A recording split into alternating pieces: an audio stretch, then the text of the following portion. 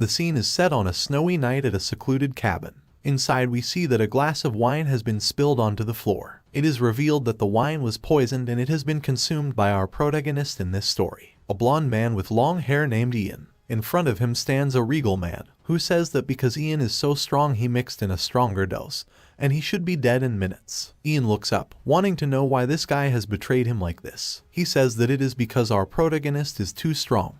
He has a power that no one else in the entire empire can compare to, and it has spread anxiety to the citizens. Ian understands, countless people have lost their livelihoods due to the misuse of magic. The man states that even he himself is so incredibly scared of our protagonist to the point where it has driven him mad. He apologizes to Ian, even referring to him as an old friend and saying that he will never forgive himself for this. He then turns around and exits the cabin, entering the night and leaving our protagonist behind. Ian remains on his knees, slowly dying from poison as the cabin begins to ignite on fire. It is revealed that he has a trick up his sleeve.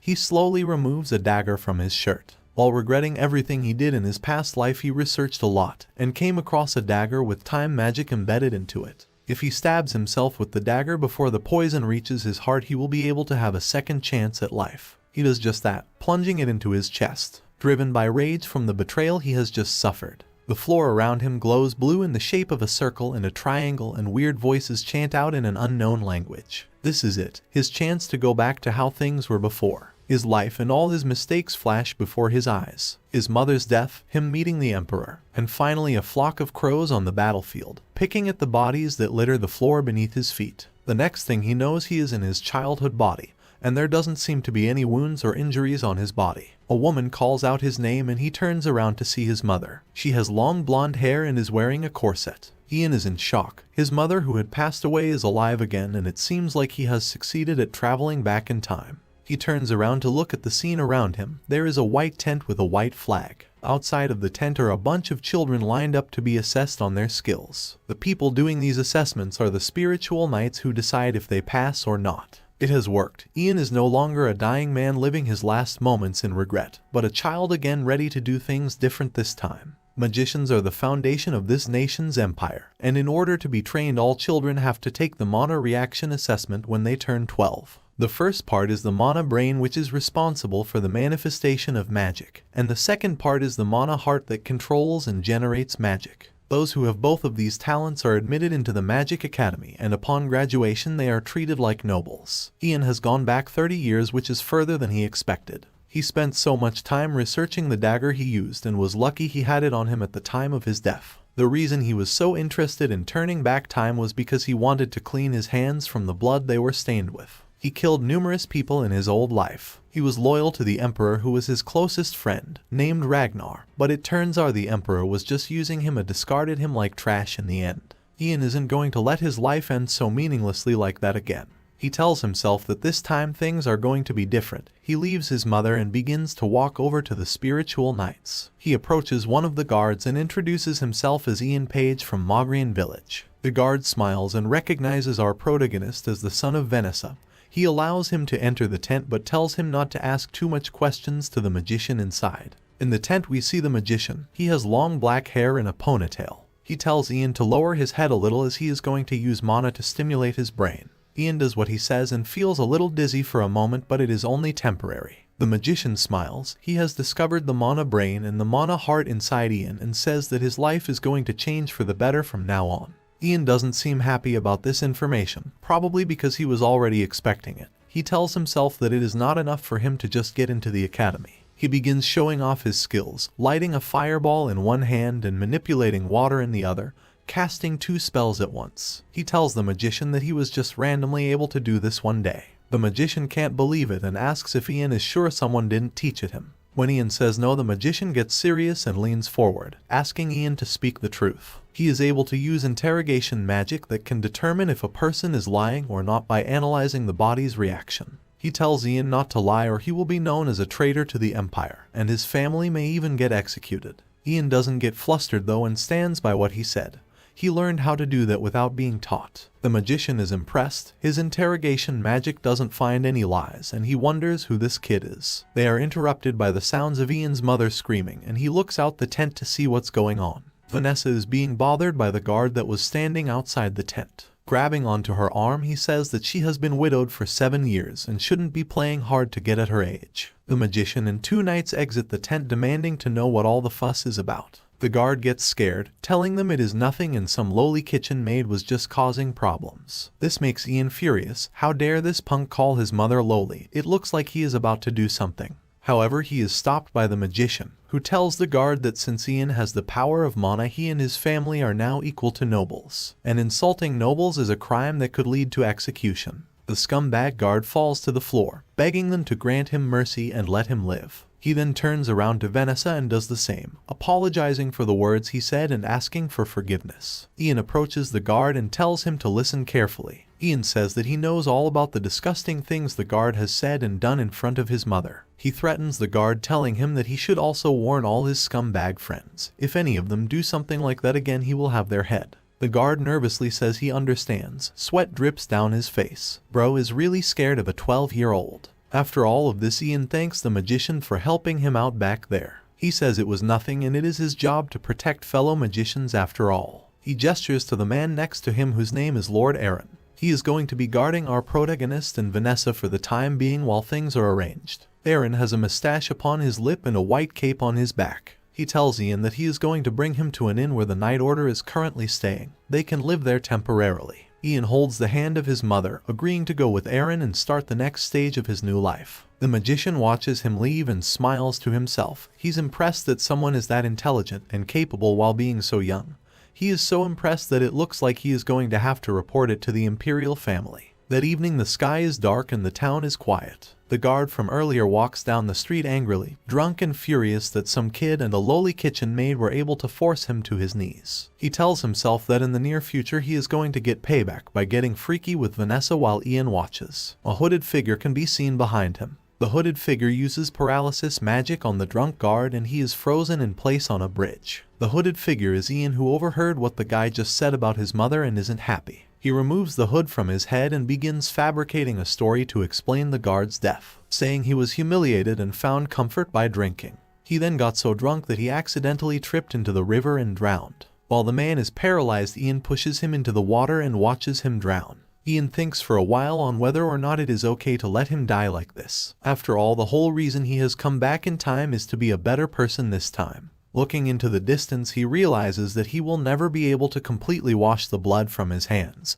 and the best he can do is to just protect the people most precious to him, like his mother. He watches the guard's lifeless body float around, and it reminds him of how the Emperor left him to die in the cabin in his past life. Ian quickly returns home and begins feeling exhausted. Using that one paralyzed spell has depleted his mana. He tells himself that he needs to grow his small body as fast as possible while approaching his sleeping mother. In his previous life, he received recognition as a first-class magician after attending 1 year of Magic Academy. However, even though he became a magician, his mother wasn't able to live a life of luxury and passed away. Ian looks down at his mother, saying he is going to be sure to protect her this time around so she can live longer. The scene cuts to a large regal building. It is the Green River Empire's capital. Inside is the Emperor of Green River, whose name is Terry. He is blonde with a blonde mustache and fancy clothing. He is in the middle of a conversation with another magician named Herbert, and the two of them are discussing our protagonist. Herbert explains that mana is an energy that flows and circulates in blood, and from the moment someone possesses a mana brain and mana heart, they are recognized as a magician.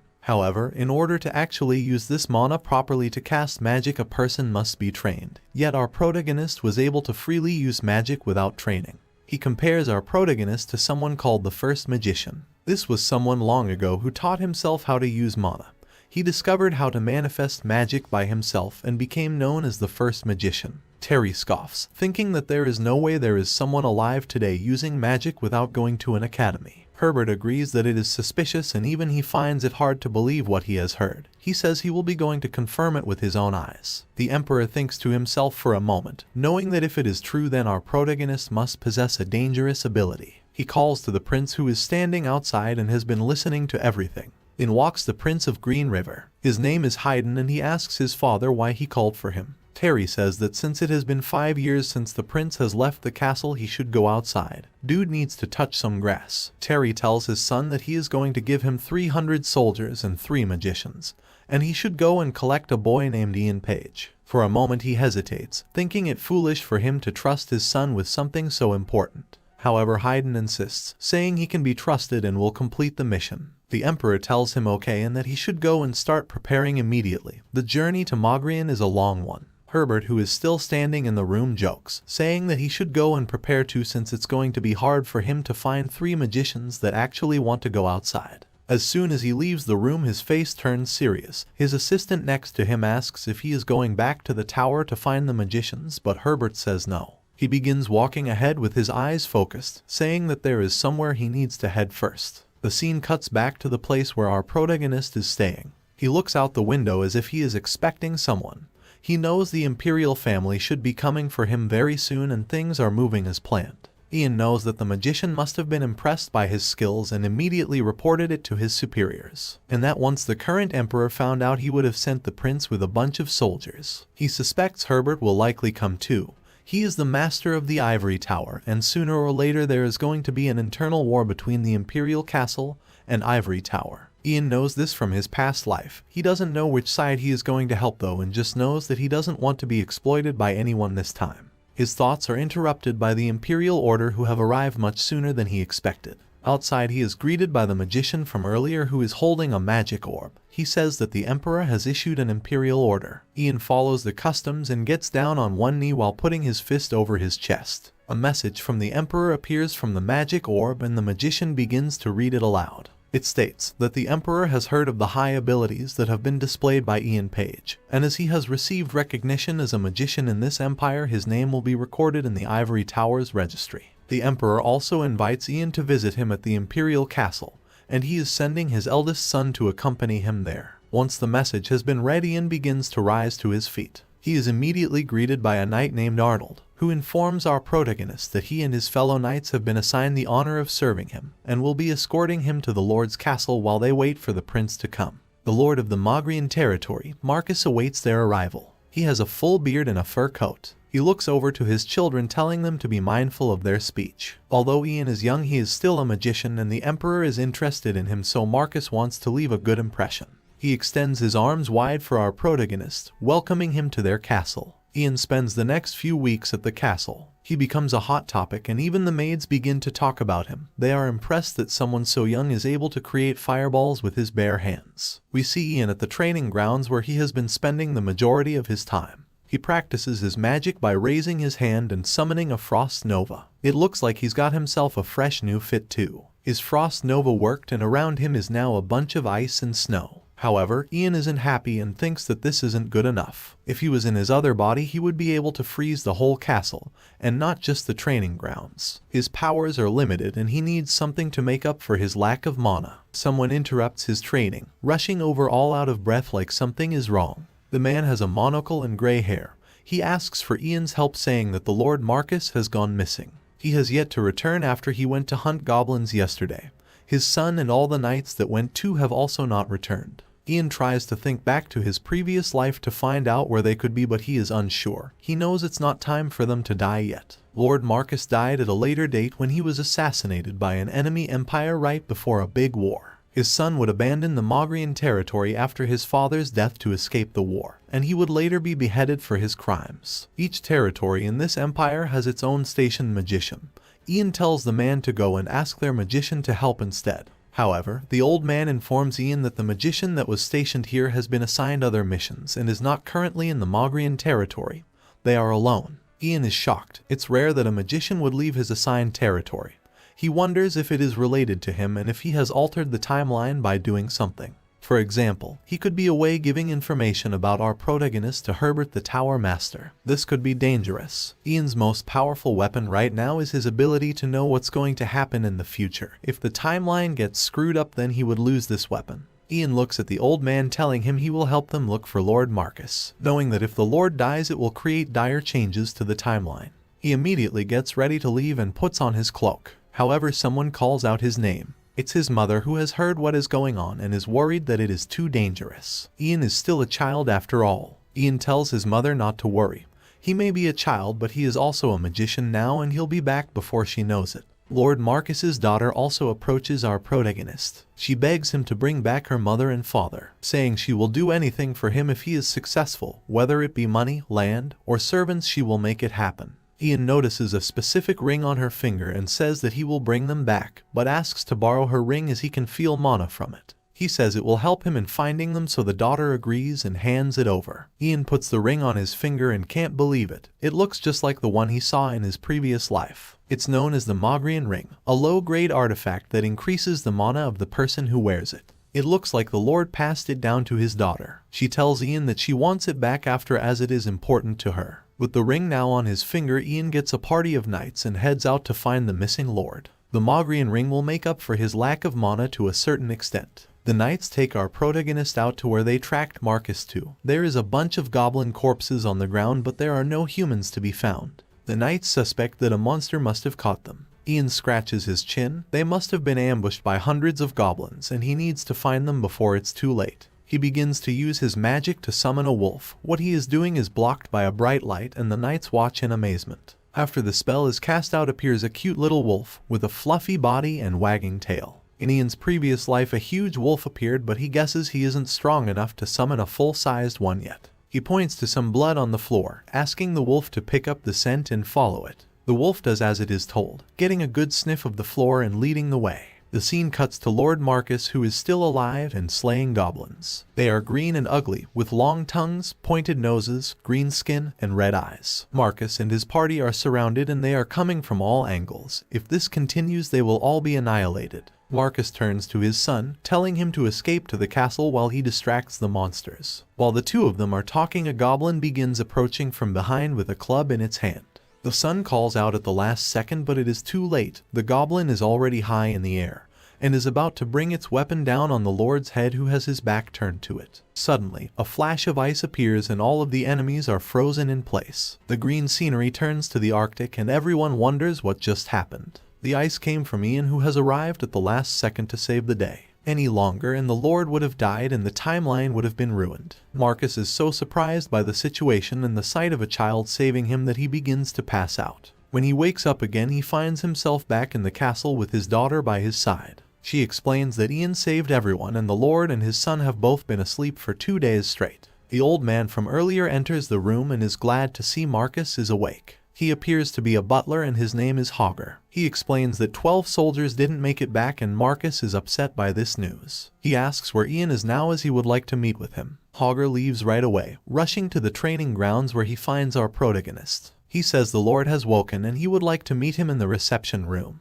Apparently there is a lot he wants to talk about. Ian looks a little confused as to what he could possibly want, but follows Hogger inside. Here he finds Marcus and his son, whose name is Lobai. They thank Ian from the bottom of their hearts for saving them. The Lord says he protected both Mogrian's current and future leaders. Not only this, but he also protected the territory by defeating the goblins, and he wouldn't feel right if he didn't repay him for this. He gestures to a box on a nearby table, giving it to Ian as a reward. Ian opens it and finds the Mogrian ring that he borrowed inside. Marcus heard that Ian had felt mana in it earlier.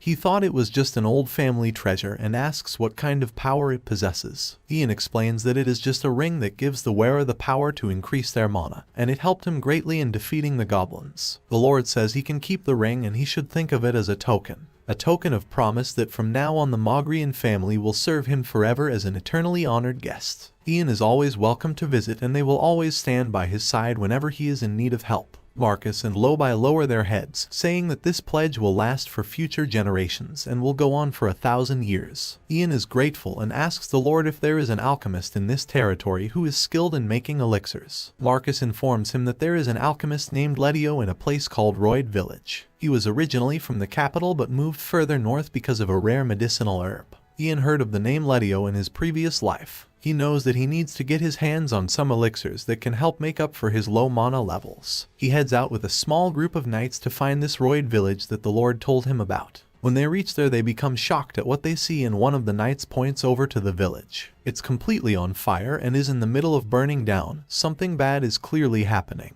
Inside the village, we see a bandit with an eye patch and a bloody hatchet over his shoulder. He tells his men to take the children so they can quickly move on to the next place. They grab a boy who kicks and screams, begging not to be taken from his family. The boy's name is Douglas and his father calls out to him in desperation, telling the men to stop. However, the guy with an eye patch appears behind him and kicks him to the floor.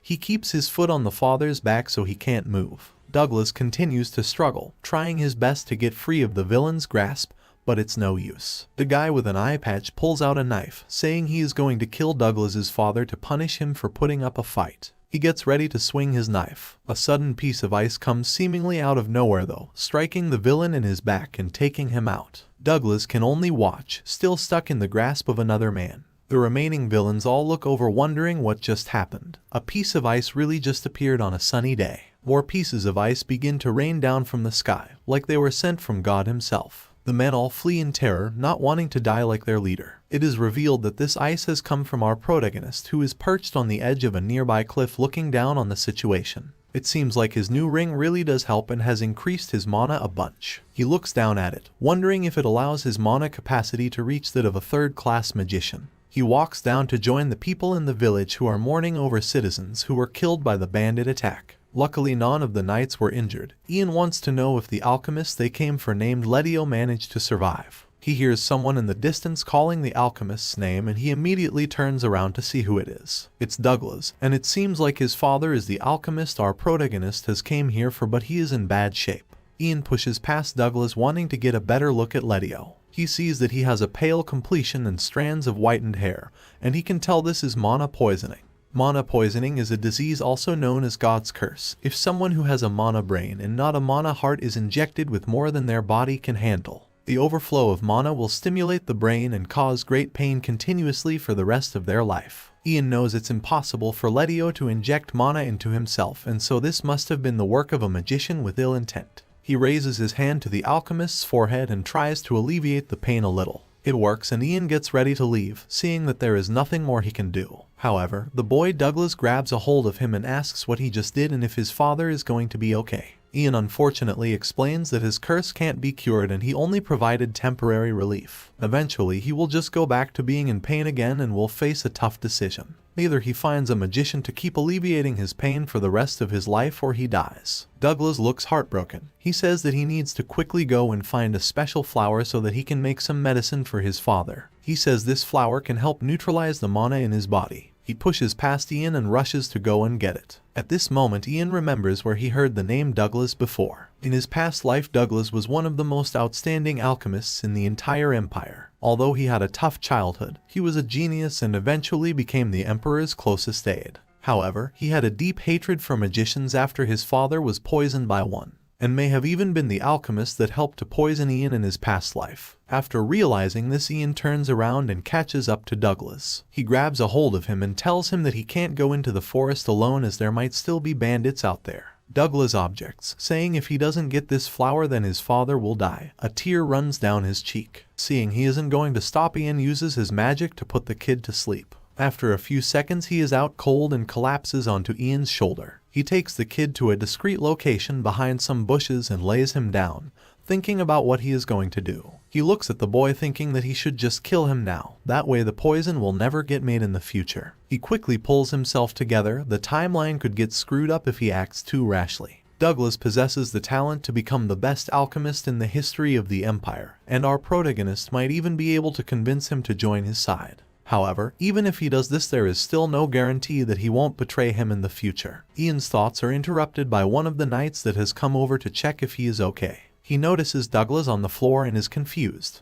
Ian says that he just put him to sleep because he was about to do something reckless while there is bandits about. Ian tells the guard he can carry him back to the village now, then he begins walking away into the forest. When the knight asks where he is going, Ian says there is something he needs to do alone. The scene cuts to nighttime back in the village. Letio approaches Douglas, who is awake now and lying in his bed. Letio has heard from a knight that he tried to do something stupid earlier. Douglas explains that he just wanted to find a flower that could help. Letio shakes his head, telling his son that it was reckless to try something like that when there are still bandits around the village. Douglas gets angry. Rising out of the bed, he asks what else he is supposed to do. The two of them have been searching for this special flower for over a year with no luck. If they don't find it, then Letio will die. Douglas begins crying, wondering if this flower even exists. Suddenly, a voice calls out to them from outside. They both turn their heads at the same time, asking who's there. It's a cloaked man who says he heard they were looking for a flower known as Reindeer's flower. The man enters the building and removes his hood. Of course, it is our protagonist who apologizes for disturbing them. He introduces himself and puts an object down on the table. Letio looks speechless when he notices exactly what it is. It's Reindeer's flower that has been encased in ice. Ian must have found it in the forest earlier. Ian says he will give them the flower if they answer a question first. He wants to know how they learned about a flower like this whose effects are unknown to others. Letio reluctantly reveals that he read about it in a book that was passed down by his father. It sounds hard to believe. However, he pulls out this book and flips to a specific page. Then he begins reading from it. Reindeer's flower is a plant that can neutralize mana and can only be found in the northern lands. It has 12 deep purple-colored petals, and its leaves and stem are very poisonous. If you pull it directly from its roots, it will wither immediately, so gathering and cultivating it is almost impossible. Letio explains that his father researched alchemy too, and it is a family business. Ian assumes that this must mean that he knows about this flower's other use, which is that it acts as a deadly poison to magicians who possess both a mana heart and mana brain. Letio insists that his family would never make elixirs that could be used to harm people, and he won't be poisoning any magicians ever. He even swears it on his entire family's honor. Ian looks over to Douglas on the other side of the room. He looks a little nervous at the topic of conversation being discussed. Ian picks up the flower and begins to melt the ice. He thanks the alchemist for answering his question but also apologizes to him. Once the ice melts, the flower withers, and Ian reveals he wasn't able to harvest it properly and was only able to preserve its shape by freezing it. Letio feels let down and betrayed. He wants to know what kind of sick joke that was. Our protagonist only bought the flower over to prove that he can actually find it. He proposes a deal to the alchemist, saying that he will continue to alleviate his pain using magic while searching for a way to harvest the flower. However, in return, Letio must follow him into the capital, where Ian wants him to produce special elixirs that can help his lack of mana and to also make medicine for his mother when she gets sick in the future. Letio is confused. He asks why he can't just get someone else to do it since he isn't even that great of an alchemist. Ian insists that he needs someone who is going to stay by his side and make custom elixirs. He tells the alchemist to take a moment to think about it, and that he should consider his family too. Since earlier today Douglas was about to risk his life just to find the flower, and he doesn't want that happening again. Letio goes up to the side with his son to discuss things, and our protagonist watches them. He thinks about what happened in his previous life. Back then Letio died due to an evil magician and Douglas was captured by bandits. This is what led to him meeting the Emperor Ragnar and hating magicians, and eventually what led him to creating the poison that killed our protagonist. Ian watches them closely, telling himself that he isn't going to let any of that happen this time, and he is going to make sure they both live good lives. The next morning comes around and Ian is getting ready to return to the capital. One of the knights approaches him and tells him all the preparations are complete and they can now leave. Ian hangs his head in disappointment. He still hasn't gotten an answer from the alchemist and assumes this must mean it is a no. Right as he is about to leave, the door opens and out comes Letio and Douglas. They have reached a decision and are going to come. After all, they don't have any other options, so they have to give it a try. Douglas looks over to Ian and asks if he will really be able to cure his father of his curse. Ian smiles and says that he promises. A deal is a deal. This makes Douglas happy and he says he is going to call our protagonist boss from now on. Ian finds this a little weird but allows it. He finds it weird seeing Douglas so cheerful, since when he knew him he was always so grumpy. One of the knights speaks up, saying they should head back to the Lord's castle immediately. He has just received word that the Prince Haydn has crossed the Gamas River and will arrive shortly. Ian is surprised to hear they are there so quickly and that they have only just contacted them. He tells the knight that he will need to borrow his horse if he is going to make it back in time. He approaches the mighty steed and uses his magic to tame it, asking it to take him back to the castle as fast as possible. The horse lowers itself to the floor, making it so Ian is able to climb onto the saddle. Once on his back, he turns to the alchemist and the others, telling them to take their time and that he is going to go ahead. He prepares himself to ride off into the distance. We cut to the prince, who is traveling in a white carriage surrounded by soldiers. Inside the carriage, Prince Haydn seems to be in deep thought about something. He remembers a conversation he had with his father before he left. His father told him that one of the other princes has started to become close with the Tower Master Herbert. The Tower Master has a lot of influence and who he sides with is very important. He says that currently Herbert is more in favor of the fifth prince taking over the crown instead, whose name is Ragnar. The Emperor tells Haydn that if he doesn't want to lose his position to his brother, then he better not screw this up. He needs him to do his best to get Ian on their side. Haydn remembers this conversation while in the carriage and it makes him stressed. He's angry that the magicians at Ivory Tower don't support his claim to the throne, and instead they want his brother Ragnar to take his place. He thinks to himself about what he is going to do when he finally becomes emperor, saying that he is going to get rid of all those annoying magicians at Ivory Tower along with their tower master Herbert. It is also revealed that Prince Haydn didn't tell the Lord Marcus he would be coming until 2 days before his arrival on purpose. He smiles to himself, wondering how the great Mogrian Lord is going to prepare for his arrival with only 2 days' notice. This dude just seems like an all-around terrible person, I'll be honest. Currently at Lord Marcus's castle there is a lot of panic and rushing. Marcus orders his maids around telling them to make sure there isn't even a speck of dust anywhere. It needs to be perfect for the prince. He had no idea they were arriving so soon and has had barely any time to prepare. The butler Hager approaches, informing him that most of their party has arrived and the prince won't be far behind. However, they are still unable to locate our protagonist and it seems like he isn't going to make it in time. Marcus holds his head knowing he is going to have to greet the prince without Ian, who is the entire reason he is coming. It doesn't take long for Haydn's carriage to pull up, led by numerous horses and knights. He steps out like he is about to walk the red carpet, with a long white cape and a blue jacket. Marcus still looks nervous, knowing our protagonist is nowhere to be seen. Luckily, the horse shows up at the last second, with Ian lying on its back like he has been sleeping. He raises his head, apologizing to everyone that he is late. Ian gets off the horse and steps forward with Marcus to greet the prince. Haydn looks down at him, asking if he is the child magician that everyone keeps talking about. Ian just remains silent. It's been a while since he has seen Prince Haydn's face and he takes a moment to take it in.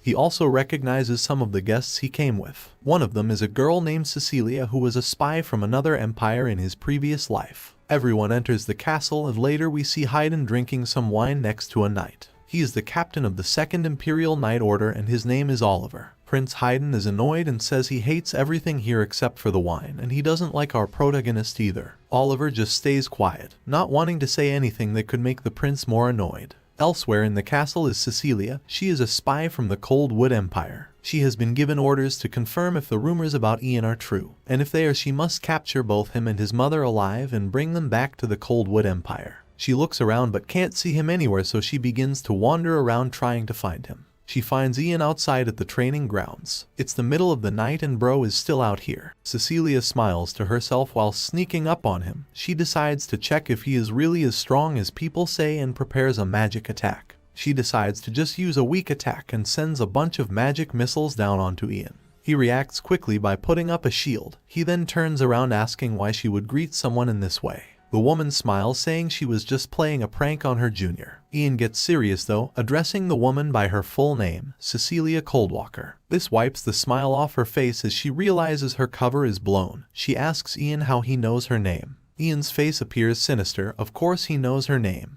He was the one who got rid of all the Coldwalker spies that were hidden in the Empire in his previous life. He slowly begins approaching her, while naming the names of all the spies that are here. Cecilia backs up in shock, thinking that Ian is crazy and she definitely wasn't expecting him to know all of this. Eventually she realizes that Ian is just a kid though, and she is a much older magician. She smiles and prepares to launch a fire attack, sending a curtain of flames out in front of her where our protagonist once stood. She says that even if he knew she was a spy, it was foolish of him to reveal that he knew. She assumes he is dead until a foot steps out from the flames. He is very much alive and smoke evaporates from his body.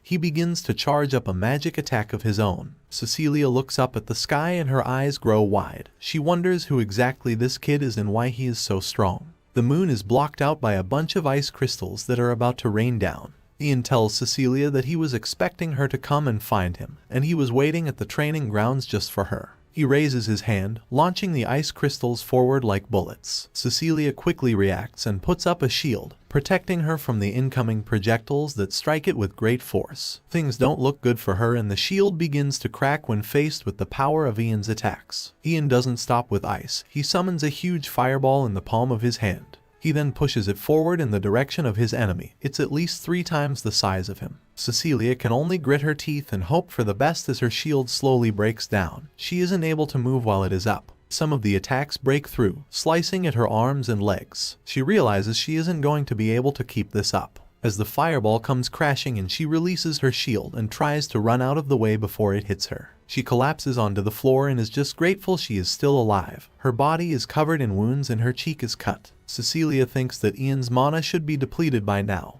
and someone will for sure arrive after hearing the commotion, so she should be okay. Ian slowly approaches and says he is going to expose her to everyone, telling them that she is a spy. Cecilia smiles, knowing that there is no evidence to prove something like that and there's no way people are going to believe a kid over her. Ian smiles too though, saying that he has evidence on the Coldwalker spies that even she doesn't know about. It doesn't take long for the night captain Oliver to arrive along with others. He asks what happened. People rush over to Cecilia to check on her injuries, helping her up off the floor. Ian speaks up, saying that he caused all of those injuries. Everyone quickly turns their heads to look at him. He continues, making up a lie that he saw Cecilia talking to someone wearing a mask, and when Cecilia spotted him she tried to kill him to shut him up. Oliver finds this hard to believe. However, Ian claims that he has proof. Apparently Cecilia has a special marking branded on her body that all Coldwalker spies have. Oliver demands that Cecilia has her body searched for this marking, which causes an uproar. Two men stand in front of her saying that this is inappropriate. He claims that they are all just magicians that were sent by the Ivory Tower. However, Oliver pulls his sword. The prince is staying here and he will get to the bottom of this incident to make sure it doesn't put him in danger. He signals to some other knights to come over and search Cecilia. They do as he says and there is no more arguing. After the search, Cecilia looks unhappy. Blood still covers her clothes and she is badly injured, needing immediate medical attention. The knights inform Oliver that they couldn't find anything on her body that resembled a marking. The knight captain looks over to our protagonist, wanting to know if he was lying. Ian assures him that he wasn't. He walks up to Cecilia and places his hand on her back. He casts a magic spell and a blue light emits from his fingertips. Cecilia looks worried and asks what he is doing. Suddenly, the marking he was talking about appears on the back of her neck. It's a circle with a triangle in the center and weird symbols. Cecilia didn't even know she had this and Ian smiles to himself. Coldwalkers are sent to training institutes while having a mark branded on their body from when they are babies. Even they themselves don't know this information. Ian found this out in his previous life after interrogating an administrator. Oliver and the others are shocked. However, they have no idea what the marking means and haven't seen it before. Based on the current situation, he thinks it would be best to treat Cecilia's wounds first, and then interrogate her later. He turns to two other magicians, telling them to prepare a mana prison to keep her from escaping for the time being. He then turns to Ian with a serious expression. Stars shine in the night sky behind him and his sword shines in its sheath. If everything Ian has said today turns out to be the truth, then Oliver says he will have to report it to His Majesty immediately. This is exactly what he does. He heads straight to Prince Haydn and tells him how our protagonist managed to beat Cecilia, a third-class magician. Haydn is impressed and didn't think the child was that strong. He asks Oliver what his opinion on Ian is. Oliver states that it seems like the rumors about his skill are true, however the way he speaks and behaves is unusual for a child. The prince wants to meet and talk to the boy so he can find out for himself. It doesn't take long for Oliver to get Ian and bring him into the room. Ian lowers his head and greets the prince with respect. Based on what Haydn has heard, our protagonist has discovered that one of the magicians sent by the Ivory Tower was a Coldwood spy. Since Ian exposed the spy and beat her in battle, Haydn says he has contributed greatly to the Empire, and he would like to reward him. He wants to know if there is anything specific that Ian wants. Ian becomes suspicious, thinking that the prince must be asking what he wants so he can find out what he is up to. Ian looks up, saying if the prince is okay with it he would like to visit the old Ivory Tower's site on the way to the Imperial Castle. Haydn is baffled, wondering why this kid wants to visit the old abandoned Ivory Tower site as a reward. There is nothing to see there. He ends up agreeing though, when Ian says it is a place he has only heard about and he has always wanted to visit. Ian smugly smiles to himself. It looks like he's going to be able to attain it much sooner than he thought. In the deepest basement of the old Ivory Tower site there is an item known as the Dragon Tongue Book. The dragon's language in the book played a crucial role in his research of time magic in his previous life. This one book contains the records of the essence of time magic. He found it a few years before he died but was only able to understand a very small part of it. He wonders how much he will be able to understand if he studies it from this young age. It doesn't take long for nightfall to hit and everyone begins their long journey to the Emperor's Imperial Castle. Ian's mother Vanessa is excited, as this is her first time traveling so far out from Mogrian. Letio the alchemist begins to flirt, saying he will be Vanessa's guide when they reach the capital. Even though he doesn't look like it, he has lived and worked in the capital for a long time. Vanessa blushes, thanking the alchemist for being so kind, while Ian remains silent, wondering what this guy is doing flirting with his mother. They are interrupted by the vice captain of the Knights named Paul. He has green eyes and a blue ribbon around his body. He says that they have arrived at their detour to the old ivory tower site. They are going to be staying here for 2 days, and during this time Ian can explore the historical site whenever he wishes. Paul leads everyone to a nearby village to give them their accommodations for the next couple of days. The village seems quiet and cute, nothing too fancy and not a place you would expect royalty to stay. The commoners greet the prince upon his arrival, saying they are honored to have him here. Haydn thanks them for their kindness. Ian looks over and is surprised to see the prince acting so nice towards the commoners. When he met him in his previous life, he always greeted him with hostility, appearing gloomy and giving him dirty looks. This was because our protagonist was always alongside his brother, Prince Ragnar, who he knew was trying to take his future position as emperor. Now in this life, Haydn can be seen smiling brightly, having conversations with commoners who are not nobles or royalty. A part of Ian begins to understand why the current emperor is so fond of him. A voice calls out Ian's name. It's Douglas, who wants to know when Ian plans on going into the old ivory tower because he would like to tag along as well. Ian sighs, knowing that he probably won't be able to find the book in the basement with Douglas by his side. He can't bring himself to say no though and agrees. Douglas's eyes grow wide. He's super excited to go inside. Their parents are both watching them from a distance. They are glad to see their children are getting along. Letio turns to Vanessa, asking her if our protagonist has always been so mature. He doesn't act like other 12-year-olds. Vanessa reveals that he matured early. He remembers her late husband a lot and is very thoughtful and considerate. Even though he doesn't say it, Vanessa can see him trying to fill the absence of his father in the family. His father wasn't a magician like him and was just a normal person named Prayan. Before Ian was even born, he went to work one day as usual, and then suddenly went missing. Bro really went to get the milk before his child even left the womb. He left a bunch of items behind for them that they only received 5 years after his disappearance. Still looking over at her son, Vanessa begins to struggle to get her words out. She has noticed that recently Ian seems different. Letio is concerned and tries to comfort her. However, Vanessa just says that it's probably nothing. They get ready to go to sleep for the night as it's going to be a busy day tomorrow. In his previous life, Ian traveled by following the wind and the stars. The unifying war had ended and he had left the ivory tower and emperor's side. He spent his days traveling around without a destination in mind. This was how he stumbled upon the old ivory tower site and the book in the basement. He wonders if it was a pure coincidence or if there was something there that was calling out to him. Here he stands in the same place but in his childhood body. It looks exactly like it did in his previous life. 300 years ago, a war between the Ivory Tower magicians and the dragon's descendants took place here. The dragon's descendants were known as Dragonians. Their gargoyle squad and powerful black magic was strong, and it seemed like they were going to defeat the Empire. A skilled magician and the prince of the Empire at the time named Mitchell led the Ivory Tower. They actively suppressed the Dragonians and annihilated the gargoyles, protecting the peace within the Empire. After the war, Mitchell refused to become emperor,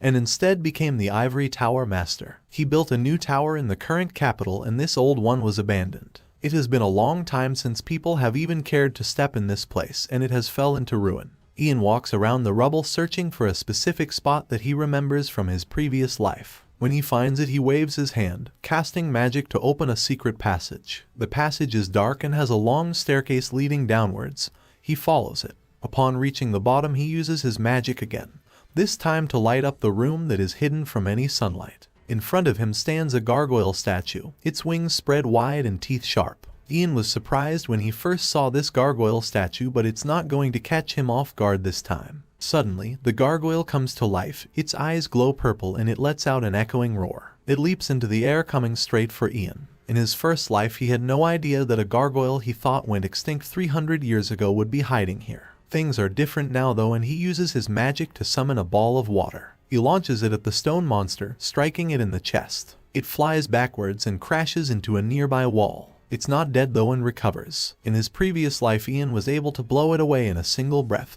but with his current abilities, he is going to have to use more power. The gargoyle comes charging in again, eager to cause harm to our protagonist, who readies his next attacks. He summons his ice spears to shoot out of the ground and pierces the gargoyle's rocky body. He then uses a lightning attack to zap the beast. Bolts of yellow electricity crash down from above. That seems to have done the trick, and the gargoyle has stopped moving. Ice surrounds it and smoke comes from its body. After it is defeated, another secret passage opens up to Ian's right, which is exactly what he expected to happen. He jumps into the hole, using his magic to stop him from taking fall damage. He has found what he came here for. The book sits alone on a nearby surface with a light shining down on it. Ian has reached the Great Dragon Tongue book sooner than he expected. He has no idea who put it here. Whether it was the dragons or the first magician, it doesn't matter, because it is his now. He holds the book in his hand. It is written in Dragon Tongue, which is an unknown language that he wasn't able to fully decipher in his previous life. If he could understand it in this life, then there will be no limit to his power. Ian becomes shocked though when he opens the book and discovers that all of its pages are empty. He begins frantically flicking through it, wondering what could have happened. He realizes that the pages are probably empty because he already used the book in his previous life. Using it to turn back time probably erased everything. Ian closes the book in disappointment. He still remembers some of the magic that was written in the book though and tries to recite some of it. To his surprise, he can't get his voice to come out. Dragon Tongue isn't a language that people can simply just speak. It's a language that is rooted in magic and requires strong magic to speak it. Ian looks down at the book in deep thought. This means that he won't be able to use the time magic in this book again, meaning he can't return to the past again. He thought he would be able to keep going back again and retrying, but that isn't the case. The second life he has been given has all of a sudden become much more important, and he needs to take it seriously. A few days pass and Ian completes his journey to the capital to meet the Emperor. He looks out the window of his carriage and the scene around him. Tall buildings made from stone and a bunch of citizens that seem happy. He looks over to another carriage he has been traveling with, and at the back is a cage. Inside this cage is Cecilia. Ian knows he needs to make sure she doesn't escape, or else she will go back to the Coldwood Empire and tell them that he knows all about their secrets, which would cause problems for our protagonists. The party continues riding into the capital, making their way to the Imperial Castle, until they are blocked. It is Herbert the Tower Master, who is standing at the gates alongside a row of magicians. He demands that they stop. Oliver gets off his horse, asking what authority Herbert has to be blocking the path to the castle. The Tower Master explains that he has a direct order stating that he is in charge of everything related to Cecilia's investigation. Oliver seems suspicious, wondering how he managed to get an imperial order for something like that before she even arrived in the capital. Herbert puts his hand on the knight's shoulder, saying that all rebellions should be dealt with as quickly as possible, and that the Ivory Tower will handle this interrogation. Oliver knows something fishy is going on but can't argue with a direct order. He tells his men to hand over the criminal Cecilia to the Tower Master. Upon hearing the word criminal, Herbert turns around seriously. He says that she has not yet been proven a criminal and so should still be treated like a regular magician. He tells Oliver to be mindful of how he speaks towards her. The other knights aren't happy with the situation either. They worked hard to catch Cecilia and the Ivory Tower magicians are just going to take her away. Ian looks over and understands what's going on. He knows that the Ivory Tower isn't trying to protect her just because she's a magician. They just don't want the knights interrogating one of their own. He knows that Herbert will probably just lock Cecilia up in the deepest prison, and it will be near impossible for her to escape from that place. He looks out the carriage with his mother, not bothered at all that Cecilia is being taken. Someone approaches our protagonist, saying they need to visit one more place before going to the Imperial Palace. They go there and it is a large regal mansion, with a water fountain at its center. Ian recognizes the mansion. In his previous life it was gifted to him by the 5th Prince Ragnar. This time it is Prince Haydn who is handing it over. He tells Ian that the Emperor specially made arrangements to give him the mansion during his stay. Ian is grateful. He lowers his head and thanks His Highness for his generosity. He didn't get the mansion until he was 26 in his previous life, yet here he is as a child. Haydn tells Ian that his family can stay here with him for the time being, but now the two of them must go to the Imperial Palace to see the Emperor. Ian understands, but asks if he can show his mother around his new mansion first. Haydn accepts and Ian takes his mother inside. She is stunned by everything she sees. It's all so expensive and shiny. She becomes even more stunned when Ian tells her that this is going to be their new home. No matter how great of a magician he was in his previous life, he couldn't bring her back to life. Now that she is alive again, things are different, and he is going to do all the things he wanted to do before. He was never able to see her living a normal life and vows that this time he is going to make her happy. Vanessa can't believe her own eyes. She says the place is so big that she has no idea how she is going to clean it. She really is a true mother, thinking only about cleaning. Ian informs her that she isn't going to be doing any housework. She is going to be so comfortable that she won't even think of having to clean. The new mansion is nice, it has many windows and white brick with a blue roof. However, it is now time for Ian to meet the Emperor. He heads over to the Imperial Palace, which is much larger, red banners hang in multiple places and everything is perfectly symmetrical. Ian is nervous. Even in his previous life he was never able to meet the current Emperor alone because by the time he had graduated from the Magic Academy the Emperor was already on his deathbed. He was said to be someone with outstanding judgment and wisdom and Ian is looking forward to learning about him. While walking through the palace he spots a familiar room across the courtyard.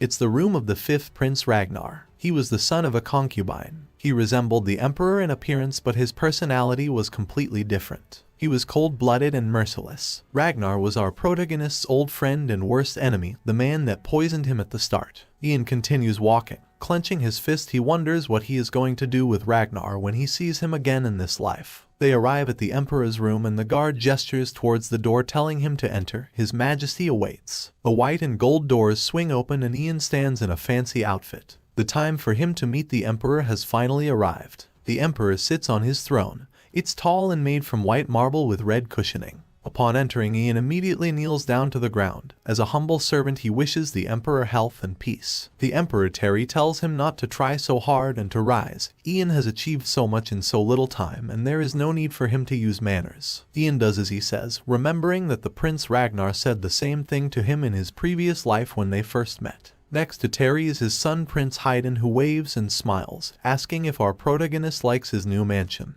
He does. It's more luxurious than he ever could have imagined. Sweat drips down his face as he is still nervous in the presence of the royals. Terry asks if Ian knows the reason he has brought him here, and the reason he was gifted a mansion as soon as he arrived. Ian doesn't know what to say. Should he be more direct and speak his mind or hold back and be respectful? He remembers the Prince Ragnar liked people that were honest and straightforward, and there is a high chance the Emperor is the same. However, he ultimately decides it is too soon for him to act so confidently and for now he should just continue acting like a 12-year-old. He replies to the Emperor's question, saying that he thinks he bought him because he's a little talented. Terry folds his arms, asking if Ian really thinks he went through all this trouble just because his magic abilities are unusual. Hayden snaps at his father to be more patient. Ian is just a child that doesn't know much about politics. Terry sighs. It's true that he called our protagonist here because he thought highly of his talents, and he was a great help to the Empire in catching the spy. The Emperor sits on his throne saying that Ian should be rewarded for his achievements regardless of his age, and that is why he is here. He asks what he wants. Ian looks down at the floor. He was expecting a reward from the Emperor, and has spent a lot of time thinking about it. If he was an adult, what he is about to ask wouldn't make sense, but since he is just a child, he can get away with it.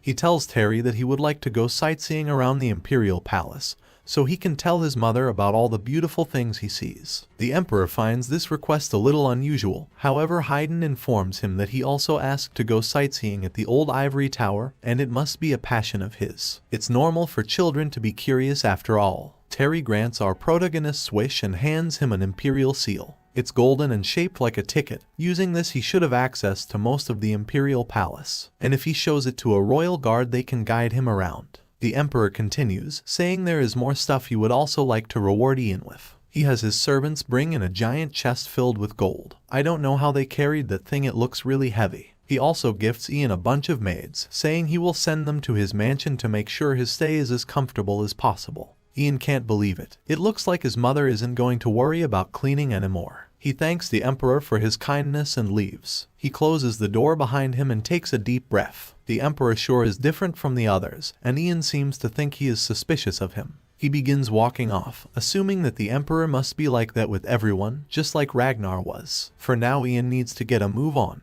He doesn't have much time and wants to use his Imperial seal. He goes outside and shows it to a guard, asking if he can show him the way to the garden. The guard obliges. After some help he arrives in the place he wanted to go, the Imperial family's safe haven. He remembers it from his previous life. Ragnar described it as a sacred place where people would serve the Emperor and Empress, and only the most elite can enter. Ian sneaks inside. He peeks around a corner trying to see if there are any guards around. There are a few, but they are all sleeping. They've got to be the worst guards ever. Ian sneaks up to them and uses his magic to make sure they are really unconscious. He then begins to walk around looking for something. It's unclear what he wants, but he knows it's somewhere around the first Emperor's coffin. It takes a while. He checks everywhere using his magic to light the way until he eventually finds it.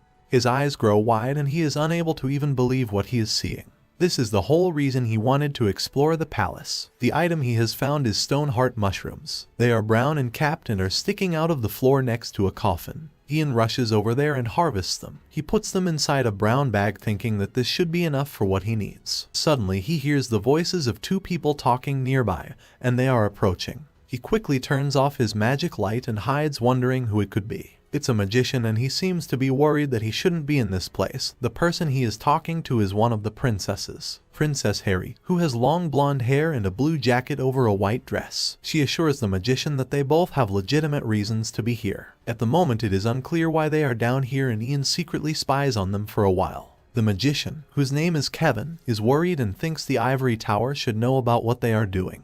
However, Harry insists that they can't find out as it would be too dangerous. Kevin asks her if she has memorized the basic spells that he taught her, and the princess smiles, saying that of course she did. She begins to demonstrate her magic powers by letting her mana flow and summoning a ball of light. Ian looks over in complete shock. He had no idea Princess Harry could use mana. He remembers her from his previous life. She spent her whole life in a cage like a bird. When Ragnar became emperor, he executed Prince Haydn, which broke her heart and ultimately led to her ending her own life. Ian can't believe this woman is a magician and is hiding it from everyone. In this empire, hiding the fact that you possess magical talent from the ivory tower is a very serious crime. The magician Kevin must also know this, yet has agreed to help her practice magic secretly, which is why they are down here in this secluded place. Ian leaves and the two of them turn around after hearing a noise. Kevin freaks out. Not wanting to get caught, he says they should just end today's practice early. The Princess Harry tells him to relax and that only the imperial family can enter, so she is sure they are alone.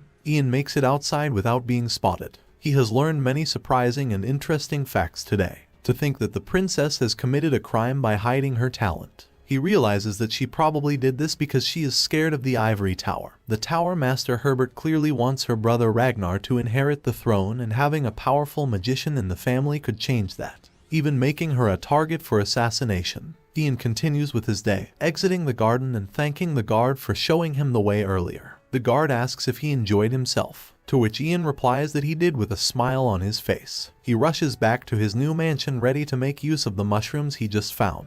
As soon as he enters, he is greeted by a butler who takes his jacket, and the alchemist Letio. Letio explains where everyone is. Vanessa is in another room talking with the new maids that have arrived from the Emperor, and Douglas is looking around the mansion having a good time. He's never seen a place so big. Ian is happy to hear everyone is doing great and asks to talk with the alchemist privately. The two of them go into a secluded room and our protagonist shuts the door behind him so no one can listen. He looks at Letio with a serious expression, asking if he can make a secret potion for him. Letio is confused, wanting to know what kind of potion he needs and why it is so hush-hush. Our protagonist pulls out the stone heart mushrooms he just collected. They are able to numb nerves and can even stop a heart. He pulls them out of the brown bag and shows them to Letio. This just makes the alchemist even more confused. How can he be expected to make a potion out of something so poisonous? His purple eyes are baffled and his hair with white streaks comes down onto his face. Ian explains that he needs a potion that will make him immune to interrogation magic, which is when a magician is able to tell if someone is telling the truth or lying. He stands in front of Letio asking if this is something he will be able to do for him or not. Letio has heard of interrogation magic before and doesn't know if it is even possible to make a potion to stop it from working.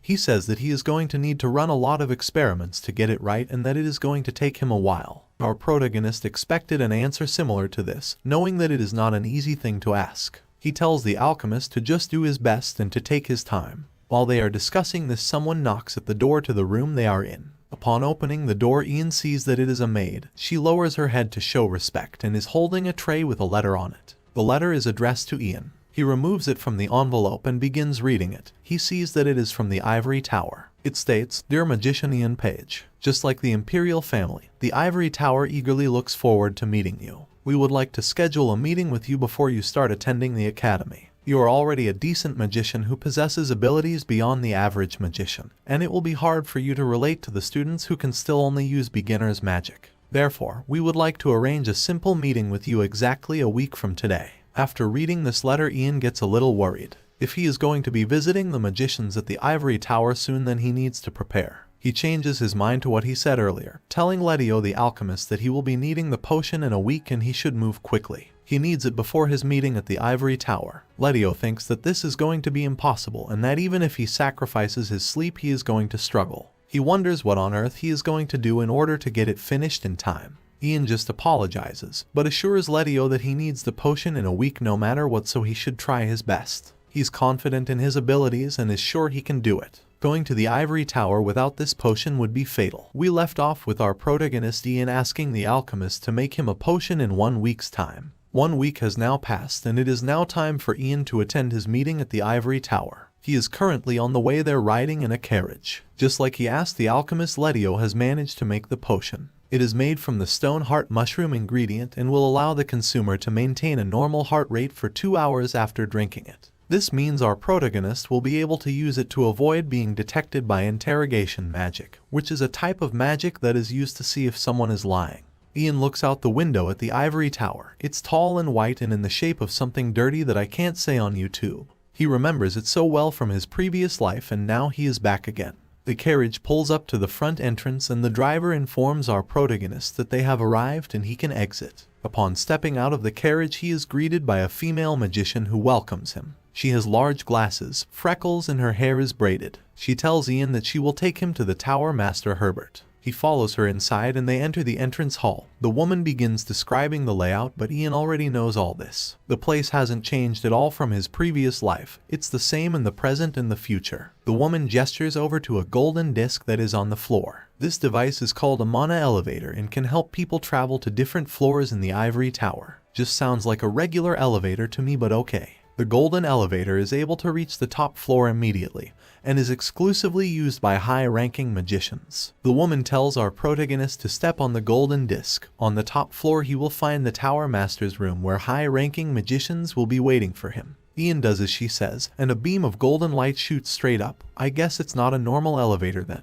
As he is traveling upwards, Ian pulls the potion out of his pocket and holds it up. He raises it to his mouth and throws it back like he's taking shots at a club. The effects will last for 2 hours from now. The elevator completes its journey and comes to an abrupt stop, the gold light still shining to the heavens. In front of Ian is a large door. This must be the Tower Master's room. He gets ready to go inside. Upon entering, the first thing he sees is the Tower Master Herbert. He greets our protagonist and thanks him for accepting the invitation. He tells him not to just stand by the door and to come and sit closer. Herbert isn't the only person here, and when Ian looks to his right he sees a bunch of other men, all with serious expressions like they aren't here to mess around. The scene is similar to his left, except instead of men there are women. He is told not to be scared or intimidated.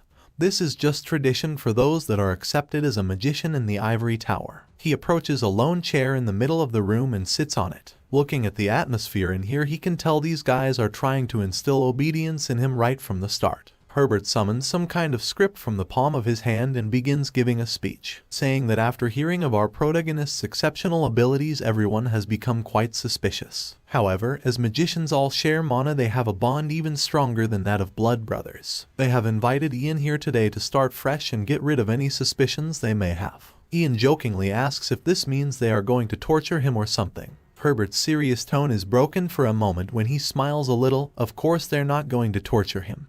The ivory tower doesn't use such barbaric methods. They are just going to ask him some questions and he needs to answer them truthfully. Herbert's eyes glow blue as he activates his interrogation magic that can detect lies. They get ready to begin. Herbert and our protagonist sit opposite each other while everyone else sits on the sides. They're really going through this much effort to intimidate a 12-year-old. Herbert begins reading Ian's biography out loud. His full name is Ian Page, born in the year 488. His father's name was Pran and was a wandering adventurer. His mother Vanessa is a servant in the Lord's castle. The Tower Master asks him to confirm if this is all accurate and Ian nods. Some bald guy speaks up, asking what Ian's relationship is with the alchemist Letio. The light shines on his hairless head. Ian informs the baldy that his mother has a frail body, and he needed an alchemist that could constantly provide him with medicine. Someone else asks another question, wanting to know why he visited the old ivory tower in part 1. He actually went to find a rare spell book, but of course he doesn't tell them this. He lies, saying that he heard a lot about the place and just wanted to check it out. A man in a green jacket brings up Cecilia,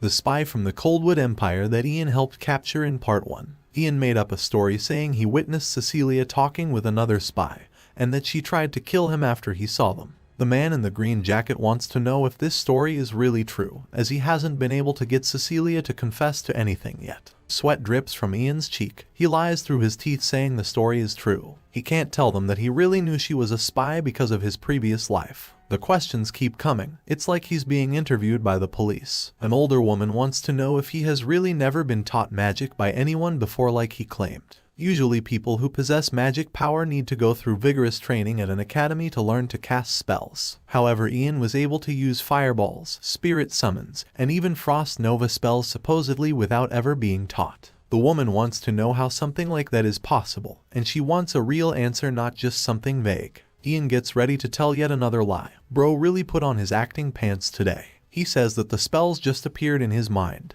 All he did was imagine burning fire above his palm, and then one day it became a reality.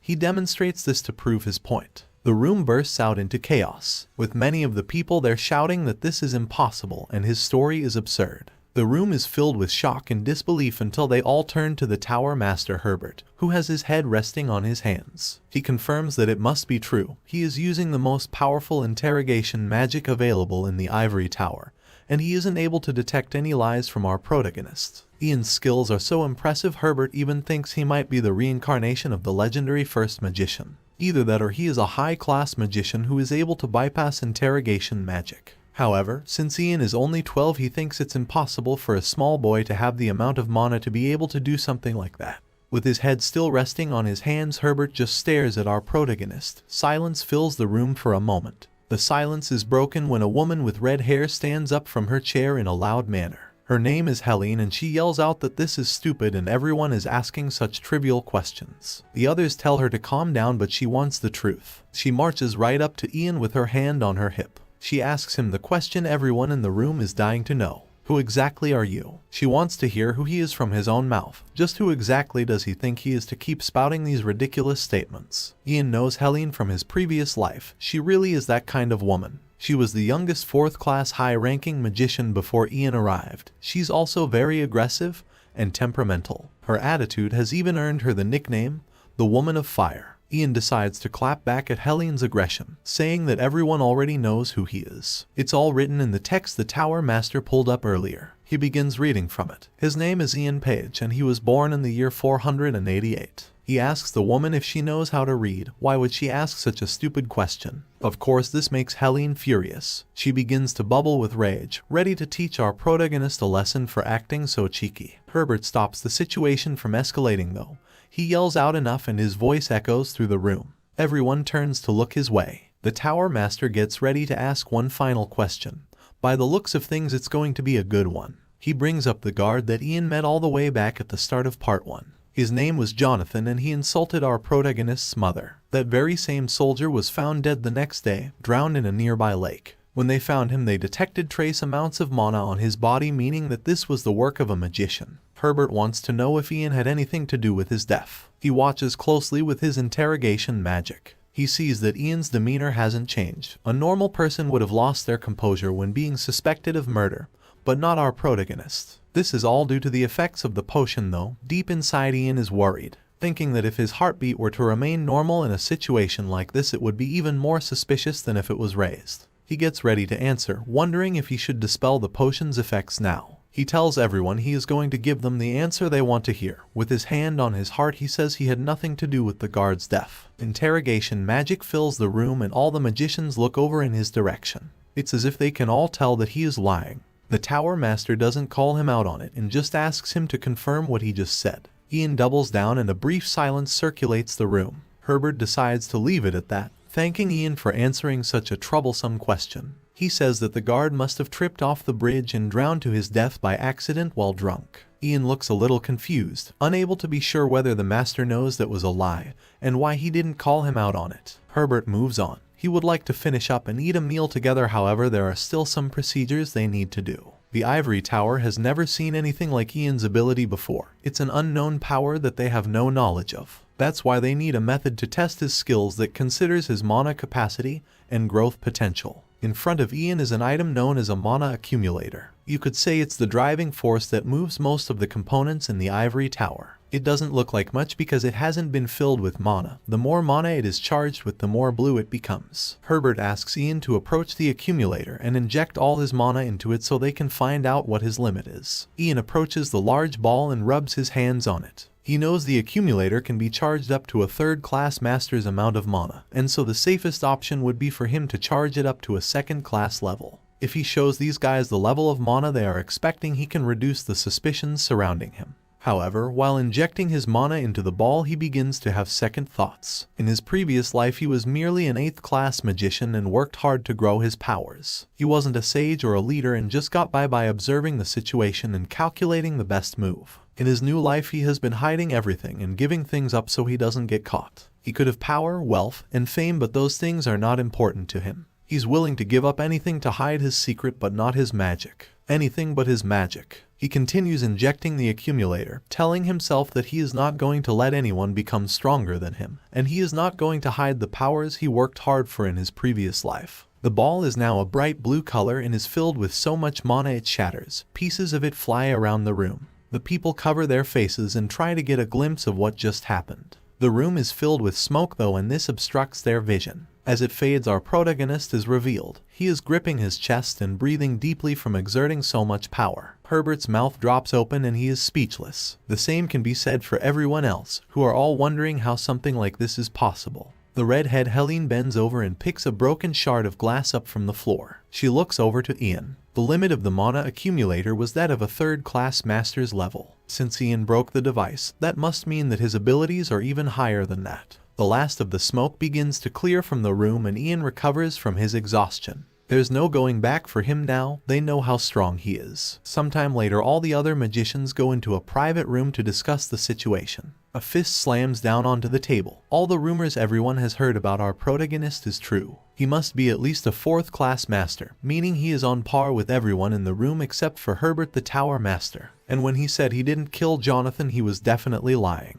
The Ivory Tower must learn to control Ian or they risk him becoming a very dangerous person. A magician suggests that they make him exempt from the Academy's admission, and instead focus on making him loyal to the Ivory Tower as quickly as possible. Herbert admits this would be harsh, but it would probably be best. It would be a waste of time if Ian joined the Academy, and his outstanding abilities would just make the other students feel out of place. Even the highest-ranked magicians at Ivory Tower were left bewildered by his abilities. Imagine how young students who have barely started to use magic would feel. Herbert says that whether or not he killed the guard is not important right now. As long as they have interrogation magic, he won't be able to lie to them. Yeah bro, I wouldn't be so certain about that. The Ivory Tower's goal is to maintain its status as the elite. The stronger its magicians are, the higher the status of the Ivory Tower will be compared to foreign empires. Therefore, they are going to recognize Ian Page as a high-ranking magician and let him sit among them, announcing the birth of a new 4th-class magician. Considering his age and abilities, Herbert thinks it would be best if he received personal training from other high-ranking magicians. Everyone in the room agrees. Herbert is glad they are all on board. He is about to choose which magician will be in charge of our protagonist's training.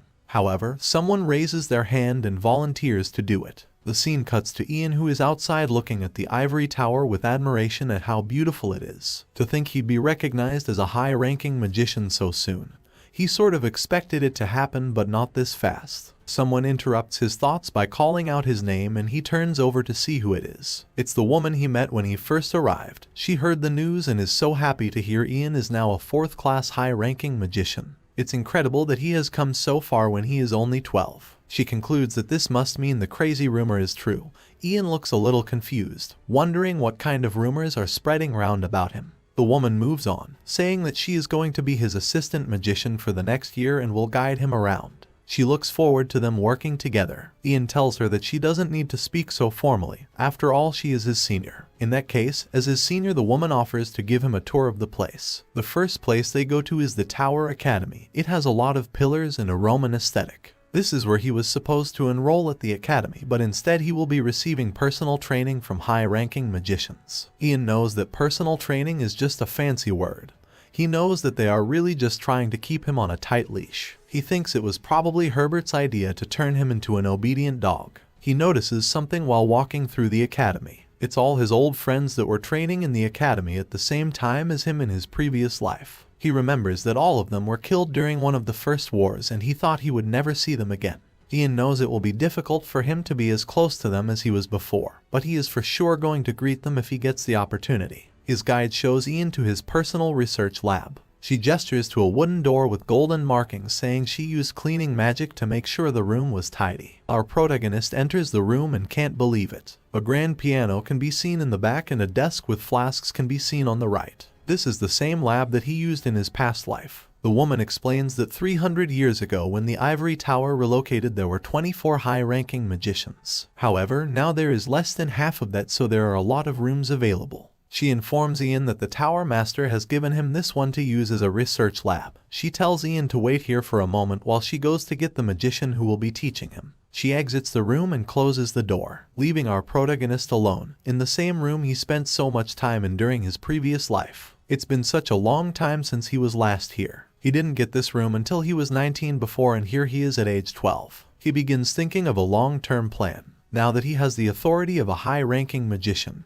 there is only one thing left to do. He needs to create a new group within the Ivory Tower. During the next 6 years, Prince Ragnar is going to start making moves to become emperor. This is the same man that betrayed Ian in his previous life by poisoning him. The Tower Master Herbert is going to be in strong support of Ragnar becoming emperor, so Ian needs to establish a group that can fight against this. It's going to be difficult as the magicians are all so loyal to their Tower Master, mostly due to his overwhelming power and high class. Ian realizes that in order to influence people he needs to become stronger than Tower Master Herbert. Our protagonist is going to work hard and there will come a time when he rules over all of the Ivory Tower. Until then he should just act like an obedient little kid, as he knows it's going to be a while before he gets stronger with this small child's body. While he is thinking of his master plan, someone bursts through the door like they are the FBI conducting a raid. Ian quickly turns around. It's the redhead Helene, and it looks like she is the magician who volunteered to teach our protagonist. Upon seeing her, Ian lets out a sigh. It really had to be her of all people. Helene enters the room and has a smile on her face, knowing she is about to have some fun with this. She greets our protagonist by calling him an arrogant brat. Ian just looks over annoyed, like he is already done with this childish behavior. Helene changes her mind, saying he isn't simply arrogant but is something way beyond that. She begins to approach, telling him how things are going to be. Things like basic mannerisms, history,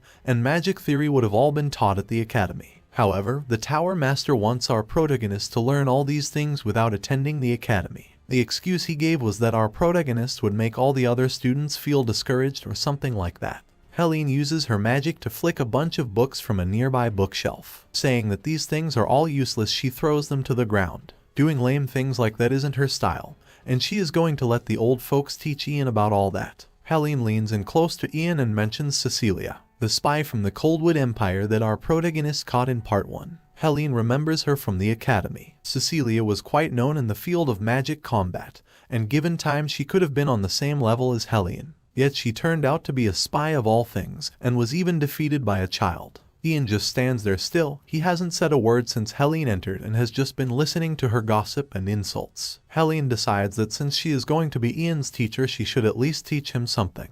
There are many different types of magicians. Magicians trained for combat and are aggressive. Magicians that are supporters and are more defensive. And some magicians spend their whole life simply researching. She explains that a magician that doesn't fit into any of these categories is just considered trash. Looking at Ian, she asks him to guess what kind of magician she is. Ian looks uninterested, finally opening his mouth and guessing that she is probably the first type, a combat magician. Helene confirms it. There is no one that is better than her in the combat field, and she is different to all the other magicians. Since she is different, she is going to be teaching Ian in her own way. She tells him to follow her, knowing he doesn't have a choice and has to do as she says. They head outside in the sun and into an open area to get started. The reason they are out here is because Helene wants to battle. She tells Ian to come at her like he is fighting for his life. Only then will she teach him. Ian is reaching his limit. He can't believe this woman is exactly the same as she was in his previous life. Back then she would always keep pestering him for battles too. Ian's eyes turn blue. This time he's not even going to give Helene the chance to start and will put a stop to her nonsense right here. Spectators begin to gather, wondering what is going on and why some 12-year-old is fighting someone as strong as Helene.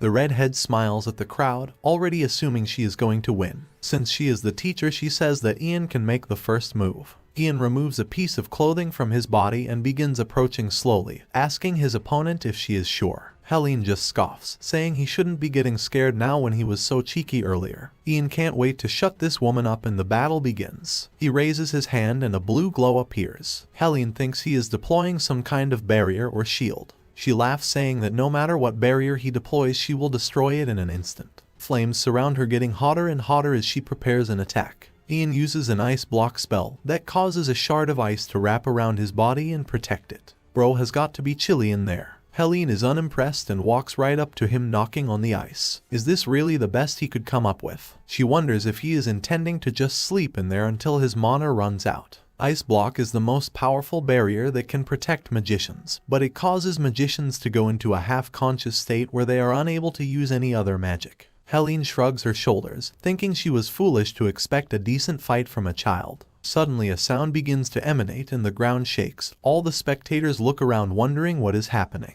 The redhead turns around to check on our protagonist, and what she sees shocks her to the core. While still inside the ice block, he looks right up at her, staring right into her eyes. Somehow he is able to move and be awake while being inside the ice. Ian uses his magic and grass-like vines begin to grow tall. They surround Helene like trees. She can only look up with a pale expression, wondering how this is possible. This is crazy, and she begins to regret her decision to battle. These vines come right for her. They stretch into the sky and can be seen for miles. Helene desperately tries to avoid them by dodging and weaving, but it's no use. There is no end to them, and no matter how many she burns, they just keep coming back. She knows if this continues, then she is going to lose. Losing to a 12-year-old would be embarrassing. In order to win, she knows she needs to find a way to get Ian out of the ice block. She begins trying to think of a way, wondering how he is even able to use magic from inside there anyway. Her thoughts distract her for too long, and the vines sneak up and grab a hold of her. They wrap around the redhead's neck and limbs, making it so she is no longer able to move. Once she has been immobilized, Ian exits from the block of ice with his fists clenched. All Helene can do is laugh and admit defeat. She heard rumors that Ian had the same abilities as the legendary first magician. It looks like they were right. She asks our protagonist to release her from these disgusting vines. However, Ian refuses, saying not yet. It would be a shame for the battle to end so soon. Helene appears a little frightened. She already admitted her loss, yet Ian is planning to do something else. Ian slowly raises his arm into the air with his palm facing behind him. The sky begins to crackle and dark clouds begin to form over the two of them. Helene gets desperate, begging him to stop. They were only supposed to be sparring, and it's all over now. Ian ignores her though. He summons lightning from the cloudy sky, pointing his finger down at Helene. Bro is ready to cook her like a chicken strip. The roar of thunder booms and a flash of yellow lightning comes crashing down. For a moment, everyone expects the worst and watches with worried expressions. Many of the spectators have sweat dripping down their faces. It is revealed that the lightning missed the redhead and instead hit the ground right between her legs. She gasps while out of breath from the sheer panic of the situation. She's just thankful she survived and begins to calm down. However, Ian gets closer and kneels down, which just makes her start panicking again. She yells at him to stay away from her. He comes in real close with a smug look on his face, asking if there is still anything that Helene would like to teach him. The redhead doesn't respond and just hangs her head in shame, not wanting to do anything that could get her killed. Seeing that she is now well and truly defeated, Ian releases her from the vines and walks away. He pushes back the crowd of spectators that has grown since the battle started. He asks them to move out of his way as he is feeling a little tired. With all these witnesses, rumor of Helene's defeat quickly spread. A few days pass at the ivory tower. We see the tower master Herbert walking with his big stick and another magician next to him. The magician informs Herbert that Helen is not doing well after her defeat. She is not in a good state and hasn't eaten for the last couple of days. On the surface, Herbert shows great concern, but on the inside he is extremely disappointed. She really challenged and was humiliated by a 12-year-old kid. How pathetic. Herbert wanted to tame our protagonist and intimidate him, but now that he has seen his strength, he now knows this won't be possible. Our protagonist is not a dog that can be put on a leash. He's a wolf, and it'll take a while before they can turn him into a tool they can use. Herbert continues walking and thinking about what he can do until he reaches his destination. He enters a room and greets someone inside, apologizing for his tardiness. The person he is speaking to is revealed to be Prince Ragnar, the fifth prince who became the emperor in our protagonist's previous life. The two were close friends until Ragnar betrayed him. Upon seeing the tower master has arrived, Ragnar closes his book and puts it down. He looks at Herbert and asks what information he has for him today about the popular magician Ian Page. It seems like Herbert has been informing Ragnar about everything that has been going on, and the two are planning something. The scene cuts to Ian's mansion on a bright sunny day. We see Douglas, the alchemist's son, all dressed up and ready to go somewhere. He calls out to his father. The alchemist Letio appears and is happy to see his son. It's time to head out. The two of them turn to our protagonist saying farewell. It's time for Douglas to head to the academy for his first day of class. We see Ian, who is sitting down reading a book. He can't believe that today is already his first day. To think that the Imperial Alchemist Academy accepted him as the top of the cohort as soon as he registered. There's no doubt about it. He definitely has extraordinary talents and a bright future as an alchemist. Ian knows all of the subjects that are taught from his previous life and knows that Douglas is going to have a good time. Unfortunately, the same thing can't be said for Ian, who is sitting around with nothing to do for a while. He decides to get up and get back down to business. Ever since he returned, he has been working non-stop. Even though Ragnar hasn't made any moves yet, he knows he can't just sit around. Ian knows that if he wants to reach the same amount of power he had in his previous life, then he needs to strengthen this weak body. A maid enters the room with a letter on a tray from the Imperial Palace. Ian picks it up and sees that it is an invitation to some sort of special event hosted by Prince Haydn.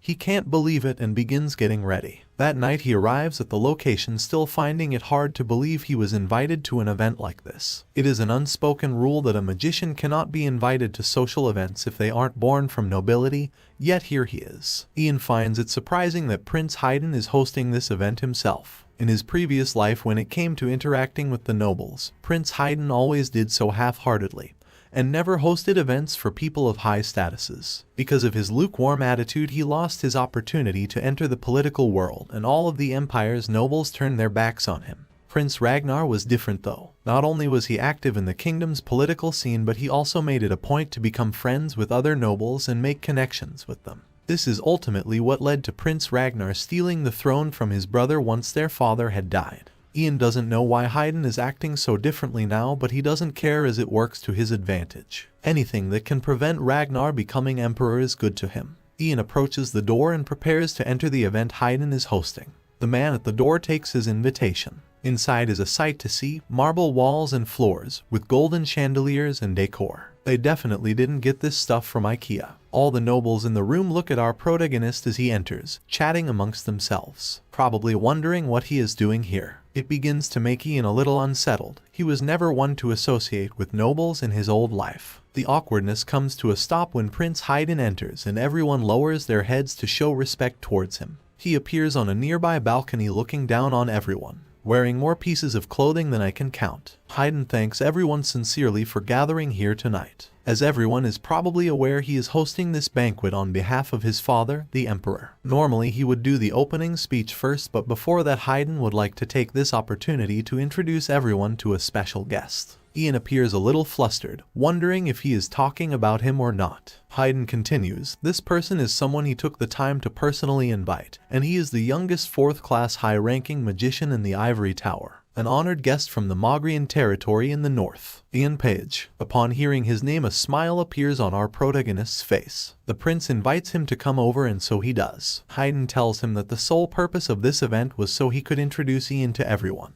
Upon hearing this, Ian seems a little confused. He thanks the prince for his graciousness, though deep inside he knows this was probably all just a ploy, so Haydn could show the nobles that he has a powerful magician on his side. The event probably wasn't even his idea, and the emperor probably forced him to do this. Haydn continues speaking about our protagonist's many accomplishments. To think that Ian managed to take up a high-ranking position as soon as he arrived at the Ivory Tower. The prince can only imagine the looks on the snobby magicians' faces. He admits that when they first met back in part 1 he wasn't very impressed, and wondered why Lord Marcus put so much effort into such a filthy child. He had no idea Ian would turn out to have such outstanding abilities. He admits that he was ordered to host this event by his father, however he is glad that he did. Ian doesn't know what to say. Dude really just insulted and complimented him in the span of a couple seconds. Haydn turns around and tells Ian there is someone he wants him to meet. He gestures to a shadowy figure to his right. When our protagonist sees this person, his eyes grow wide and he becomes even more speechless. The person is Haydn's sister, Princess Harry, who Ian saw secretly practicing magic in part 1. She introduces herself and says that she is well aware of our protagonist's reputation as he is quite famous in the Imperial Palace. The princess is shining so brightly like a star that Ian can barely look her in the eye without going blind. Harry states that unfortunately she doesn't have long to talk today, but she invites Ian to another event as she would like to hear all about his other accomplishments. Ian tries to tell her that he only has boring stories about monsters or magic, however the princess insists. She finds magic interesting and would love to talk more about it. She tells him that she will send a letter with more information on it, and for now he should just enjoy the rest of his night. She walks away with the prince. Ian watches her leave, noticing she looks completely different to when he saw her practicing magic earlier. Her clothes are more regal and her hair is covered in flowers. She's really beautiful. Prince Haydn seems nervous, but that's to be expected, as he is fulfilling his responsibilities as the host, talking with guests, and making sure things are fine. Ian decides it's time for him to leave. There is nothing more for him to see or do here. He walks past the nobles who are all dancing and heads for the terrace. While exiting, he sees a familiar face to his right. It's Oliver, the captain of the Second Knight Imperial Order. However, instead of wearing his usual armor, he is in a fancy new suit. Ian compliments it, saying he looks fantastic. Oliver is a little flustered at this compliment and says he had to wear it because Prince Haydn ordered him to.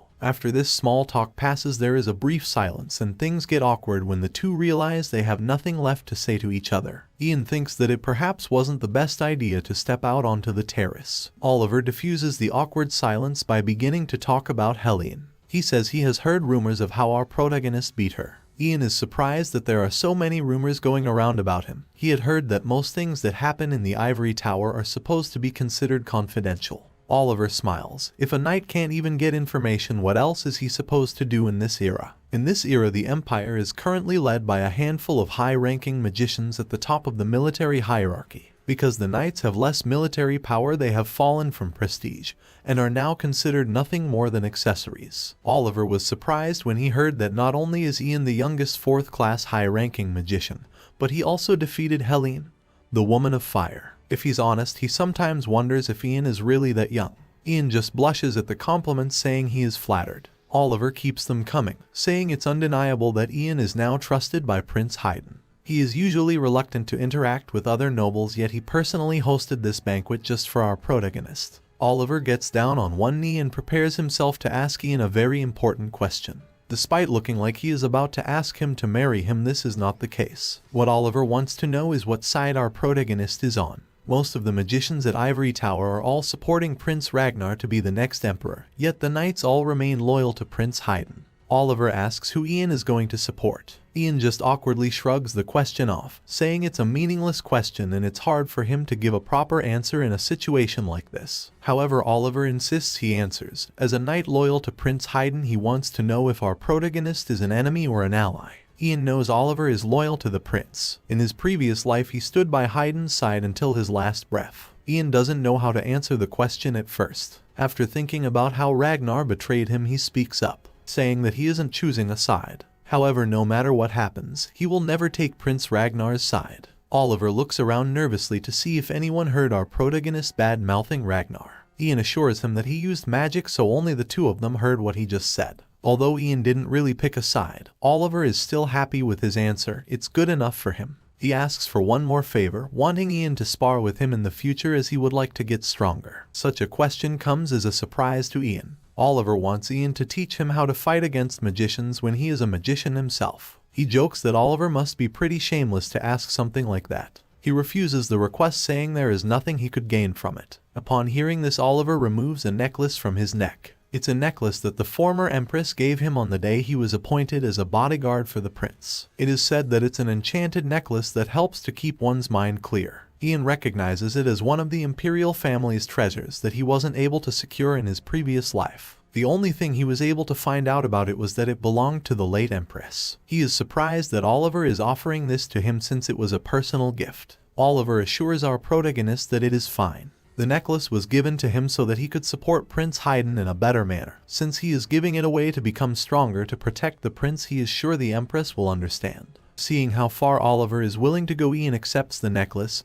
He will gladly spar with him. Suddenly, an echoing boom shatters the peace, and a curtain of flames blocks out the night sky. The two of them quickly turn around to see what that was and what is going on. By the looks of their faces, it isn't good. The explosion occurs in the distance and some of the flames even strike the building of the event where they are. Oliver's immediate thought is that the prince could be in danger. He bursts back inside from the terrace with Ian close behind to assess the situation. It appears like everyone here is okay. Haydn has his arm out to protect his sister. Those explosions all happened at the Sun Palace and he wonders what they could have been. Oliver rushes over to the royals frantically, asking if either of them are injured anywhere, but they are fine. More knights burst through the doors. It is revealed by one of the knights that multiple explosions were detected in the Imperial Palace, and they have activated something called the Emergency Communication Zone. All troops are currently looking for the cause of the explosion. Ian has heard of this Emergency Communication Zone before. All of the Templars' headquarters and the Imperial Army's barracks operate in a network connected by Ivory Tower, which is available to troops so they can focus on protecting the palace. If the emergency communication zone is activated, all of the Imperial troops are to gather around the Imperial Palace. Ian wonders if this was the goal of the explosion to begin with. He immediately activates his magic powers and summons a mana barrier to protect the royals. He turns to Princess Harry and asks her if she is able to support this barrier since he knows she can use magic. Princess Harry tries to pretend he doesn't know what he's talking about, but Ian insists since it is an emergency. She admits that she learned a bit so she can probably do it. Ian exits the barrier, leaving her to handle it. He approaches a nearby maid and asks them if someone by the name of Isabella has come here recently. The maid is shivering from fear at the whole situation. She gets her words out, revealing that someone named Isabella did in fact come here. This is just as our protagonist expected.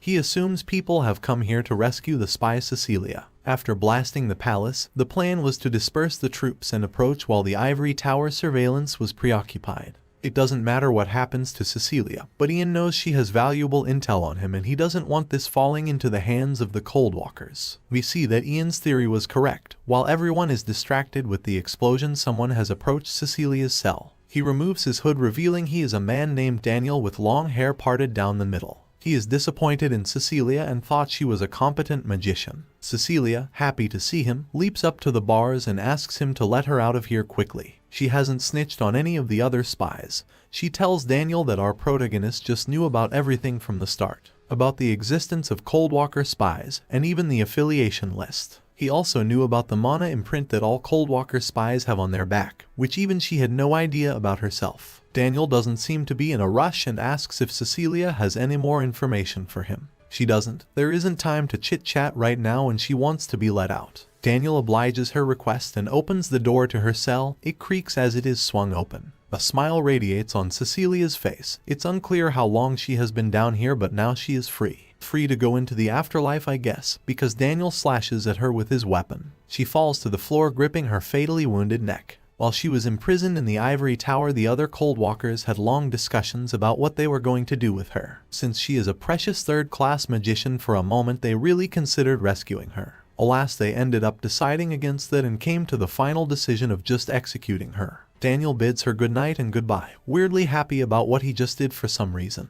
A voice whispers behind him in a deathly voice, saying "You too." Daniel quickly turns around and throws his dagger in the direction of the voice. It slams right into the wall next to our protagonist's face, even grazing his cheek on its way past. Daniel asks who he is. Ian notices Cecilia's body on the floor. Daniel has already taken care of her, and thanks to that he has one less thing to worry about. He uses his ice magic to freeze Daniel in place. He met this man in his previous life. He slowly approaches. It was quite lucky of him to meet Daniel here, since he wanted to kill him with his own hands. Now he can finally avenge the tragedies of his classmates. Daniel has no idea what he is going on about.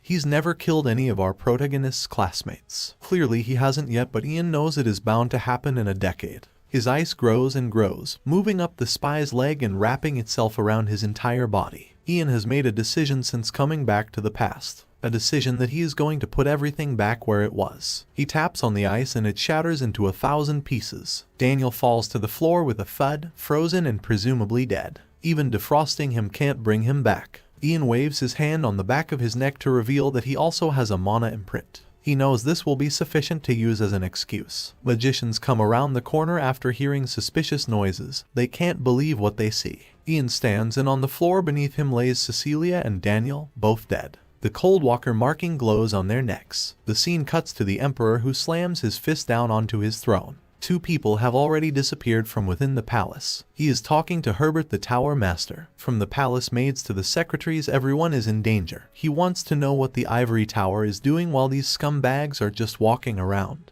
demanding an answer. An audience watches awkwardly as the emperor scolds Herbert. He entrusted all of the authority in regards to the searching of spies to the ivory tower with the guarantee that they'd pull out all the rotten roots. The Emperor Terry states that he can no longer trust the ivory tower's guarantees, and from today onwards all authorities that were given to the magicians in regards to the search will be taken back. Bro isn't messing around.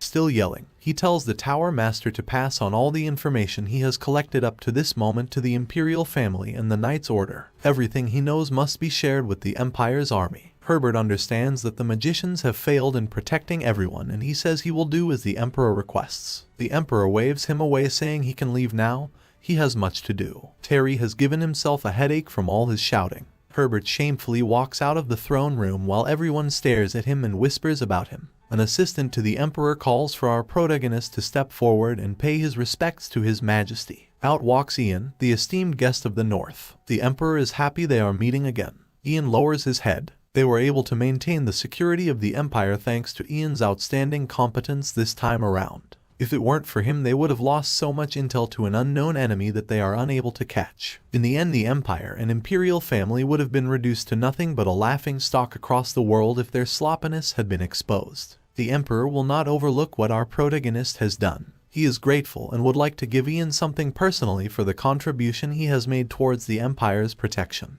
A man approaches Ian with a case. He wonders what his reward could possibly be this time. It's a robe. It belonged to the Emperor's ancestor and the Imperial family's only magician named Mitchell, the magician that founded the ivory tower. This is the only relic he left behind. Ian is amazed at such a gift. His eyes sparkle while looking at it. Usually this is not an item that could be given to another that is not a part of the Imperial family. So the Emperor tells Ian that he is not giving it to him but just lending it. He wants the robe returned to the Imperial family when Ian eventually dies, or until the moment when he no longer wishes to possess it.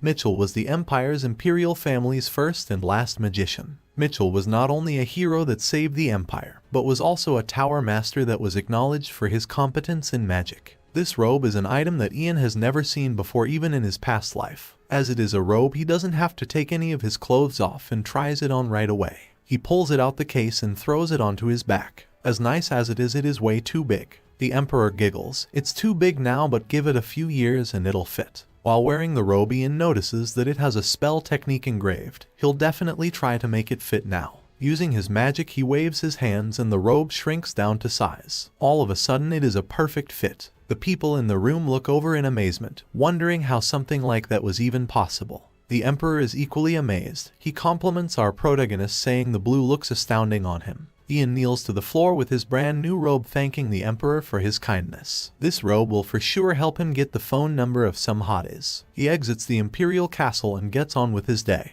While walking out, he is approached by Princess Harry, who wants to talk. Harry says it's nothing important, but she just wanted to tell him something. She struggles to get her words out and is clearly hesitating.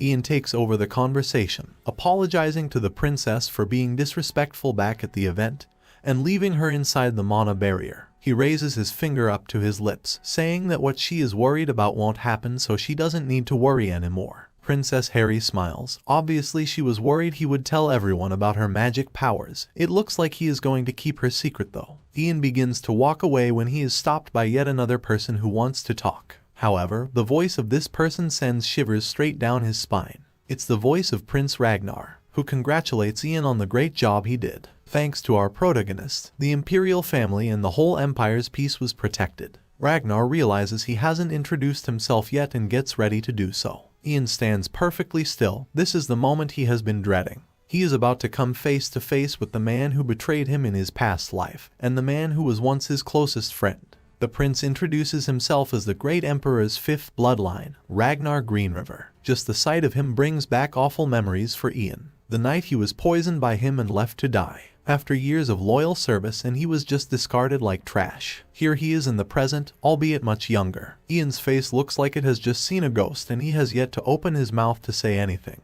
It's too early and it shouldn't be time for him to meet him yet. Ragnar congratulates Ian on becoming one of the Ivory Tower's high-ranking magicians. He sincerely offers his respect to Ian for his outstanding work he has done, from helping the Lord in the Mogrian territory, to catching the Empire's spies and protecting the Empire's security. As a member of the Imperial family, Ragnar offers his thanks and invites Ian to lunch today. He asks if he is available. Ian's fists are clenched tightly. It seems like he is ready to get his revenge right now. However, Princess Harry pushes in front of him, saying that she already has plans with our protagonist today, so he isn't available. In that case, Ragnar hopes he will be available tomorrow instead. Ian finally calms down and opens his mouth, saying he won't be available tomorrow either. Ragnar understands and thinks it's a pity. It looks like they will have to make arrangements for another time then. He is still happy to have met our protagonist though. He walks away with his guards, leaving Ian with the princess. Ian just stares at him walking, and there is a long pause for a while as he tries to take in what just happened.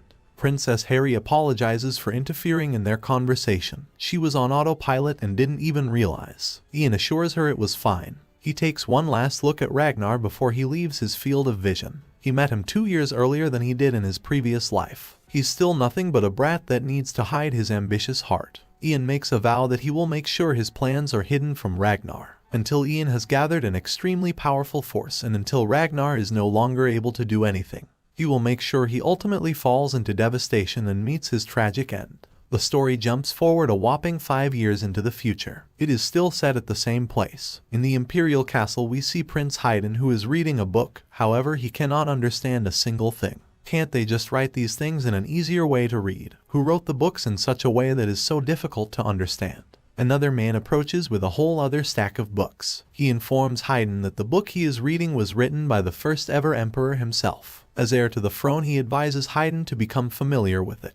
It contains the knowledge of how you should behave and rule as an emperor. Haydn looks at all the books around him, depressed that he has to read and study all of them. The books don't end there though and keep piling up. He needs to learn about the Empire's history, philosophy, economy, politics, and etiquette. At least there's no algebra, I guess. Haydn lets out a sigh, telling his teacher that there is no way he is going to read all these books today. He turns to the knight next to him, asking if this is the last day of training between Captain Oliver and Ian. The knight says that he is right. Haydn takes a moment to daydream about what they must be doing. He is stuck behind this desk while they are probably in the middle of an intense fight right now. He slams his hands on the table and stands up. He's not doing any reading and wants to go and see them fight. It's been a while. The scene cuts to the training ground of the 2nd Imperial Knight Order headquarters. We see the Knight Oliver, who has been spending all this time practicing his sparring with our protagonist. He readies his sword, as this is the last day he wants to give his best. A bunch of ice crystals shoot off in his direction,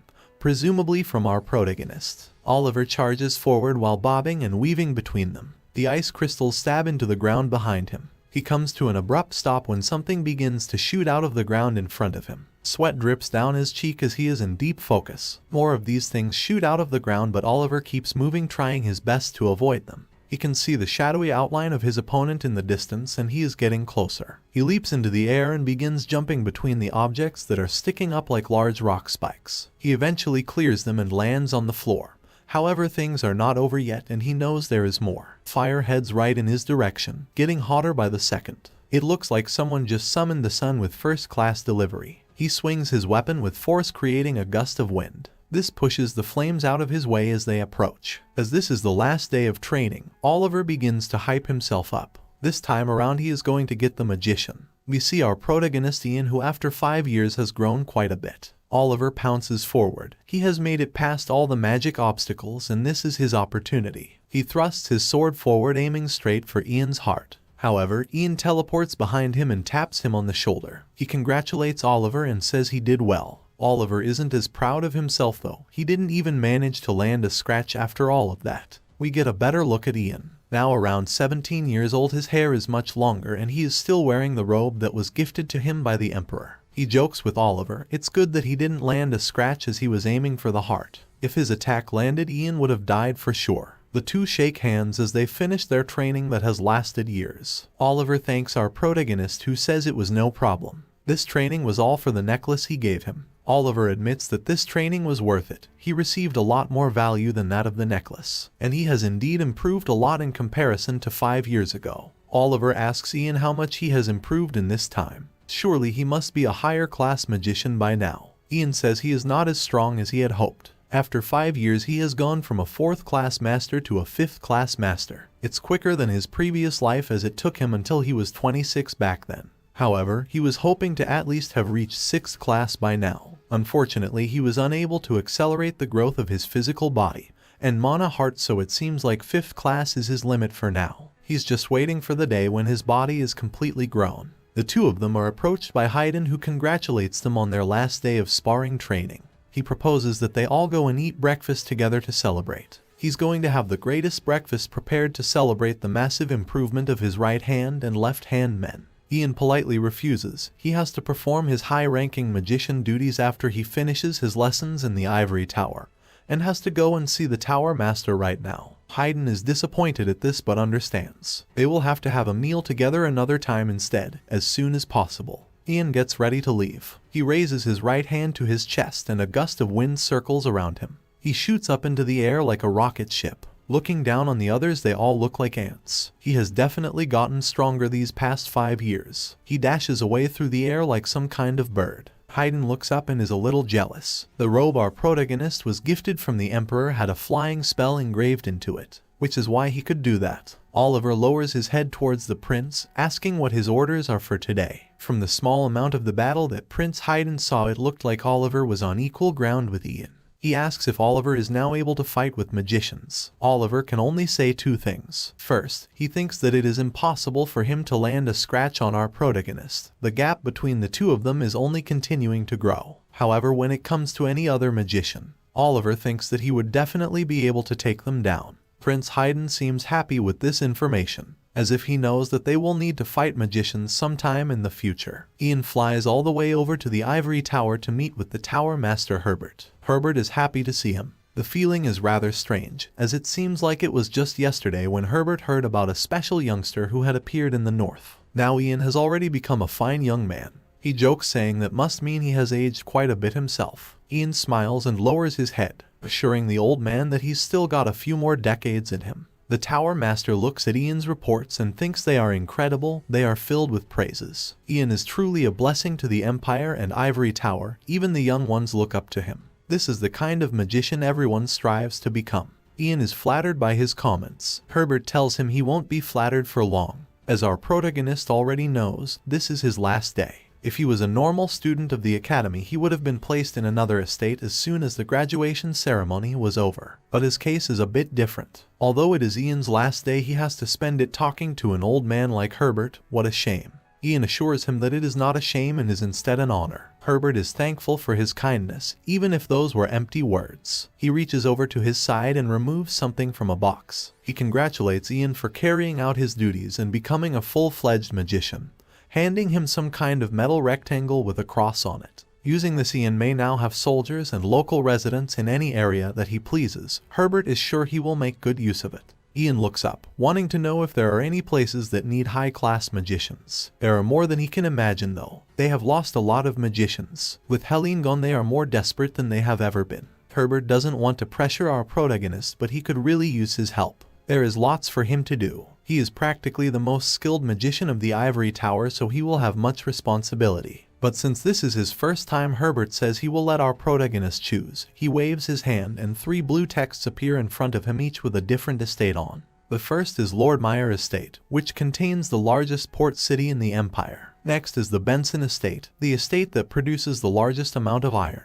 And Ian knows the final place all too well. It's the Pyrrhic Estate, and it was the estate he was sent to in his previous life. The mage who was originally sent there accidentally died, so Ian was sent there to replace him. He stares at the state. As it is from his previous life, it is the one that piques his interest the most. Herbert informs him that out of the 3, that is the estate that is the most desperate for help. Although they were sent 3 full classes of magicians and the Imperial Army, it still wasn't enough. The monsters from the savannah seem as if they are raging. Herbert slides Ian a piece of paper. The details are all written on it, so he should read through it thoroughly. The Tower Master would like to hear his decision by the end of the day. As if he changes his mind, he will have to look for someone else. Ian doesn't need the day to decide and immediately says he will go to the Pyrrhic Estate to help.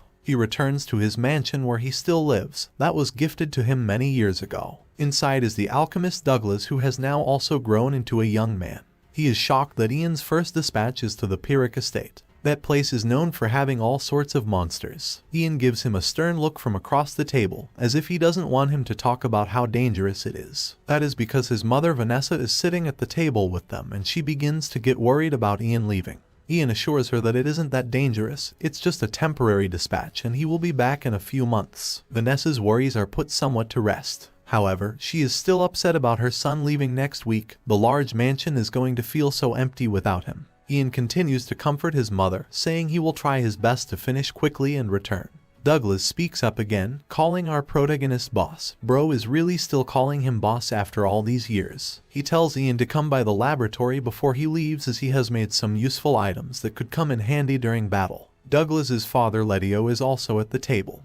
He tells his son that now he is grown up he should stop calling Ian boss. Douglas doesn't see a problem with it, but looking around he sees that everyone else finds it awkward. He decides to come up with another nickname and asks everyone at the table if he should call him brother instead. Everyone's faces become dumbfounded. He went from calling him boss to calling him brother. Douglas doubles down, calling out to brother Ian with a smile on his face. Ian can't believe this guy is really the famous alchemist that created the poison that killed him in his previous life. Vanessa joins in on the banter, saying Ian is super lucky to have a cute little brother like Douglas. And now she also has another son. Letio gets flustered at this statement, since for Douglas to be her son it must mean that the two of them are in a relationship. This whole situation is just crazy. Letio slaps his son at the dinner table, telling him he should just address Ian properly like a normal person. The two get into a little argument and playfully shove each other. Vanessa looks over and giggles at the scene. Ian is happy to see his mother so happy and can't help but smile at the sight of it.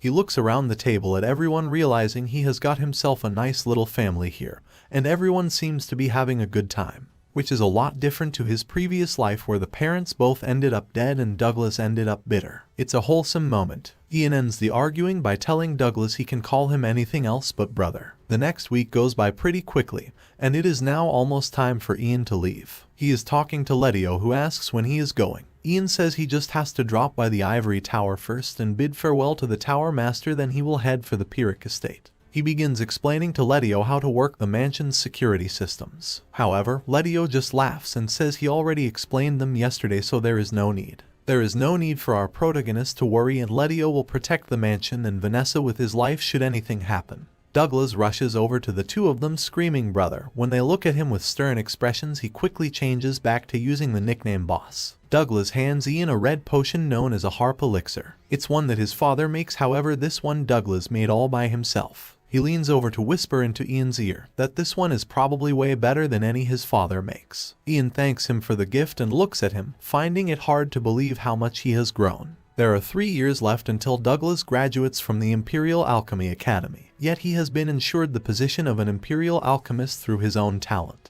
Ian holds the elixir in his hand, confident that if Douglas made it then it must have great effects. Right before he leaves, his mother rushes out with a large box filled with food. She hands it over to her son for him to eat. She made a lot. In the first section is food he has to eat today, and the rest is dried food which can be stored for a long time. She even made him his favorite bean pie that he loves so much. There's really nothing better than your mother's cooking. Vanessa leans in to hug her son goodbye, telling him to make sure he stays safe and to make sure he eats 3 meals a day. Ian is happy and grateful to still have his mother around. She died from illness in his previous life, yet in this one he has managed to keep her alive. After they hug, he tells her not to worry about him and that he will be back before she knows it. He hops into the carriage and it begins riding off to Pyrrhic Estate. Everyone stands and watches as our protagonist leaves for the next few months. Ian looks back at them, hoping they will all be okay while he is gone, especially his mother, who he worries about a lot. He trusts that she will be safe here even if he isn't around.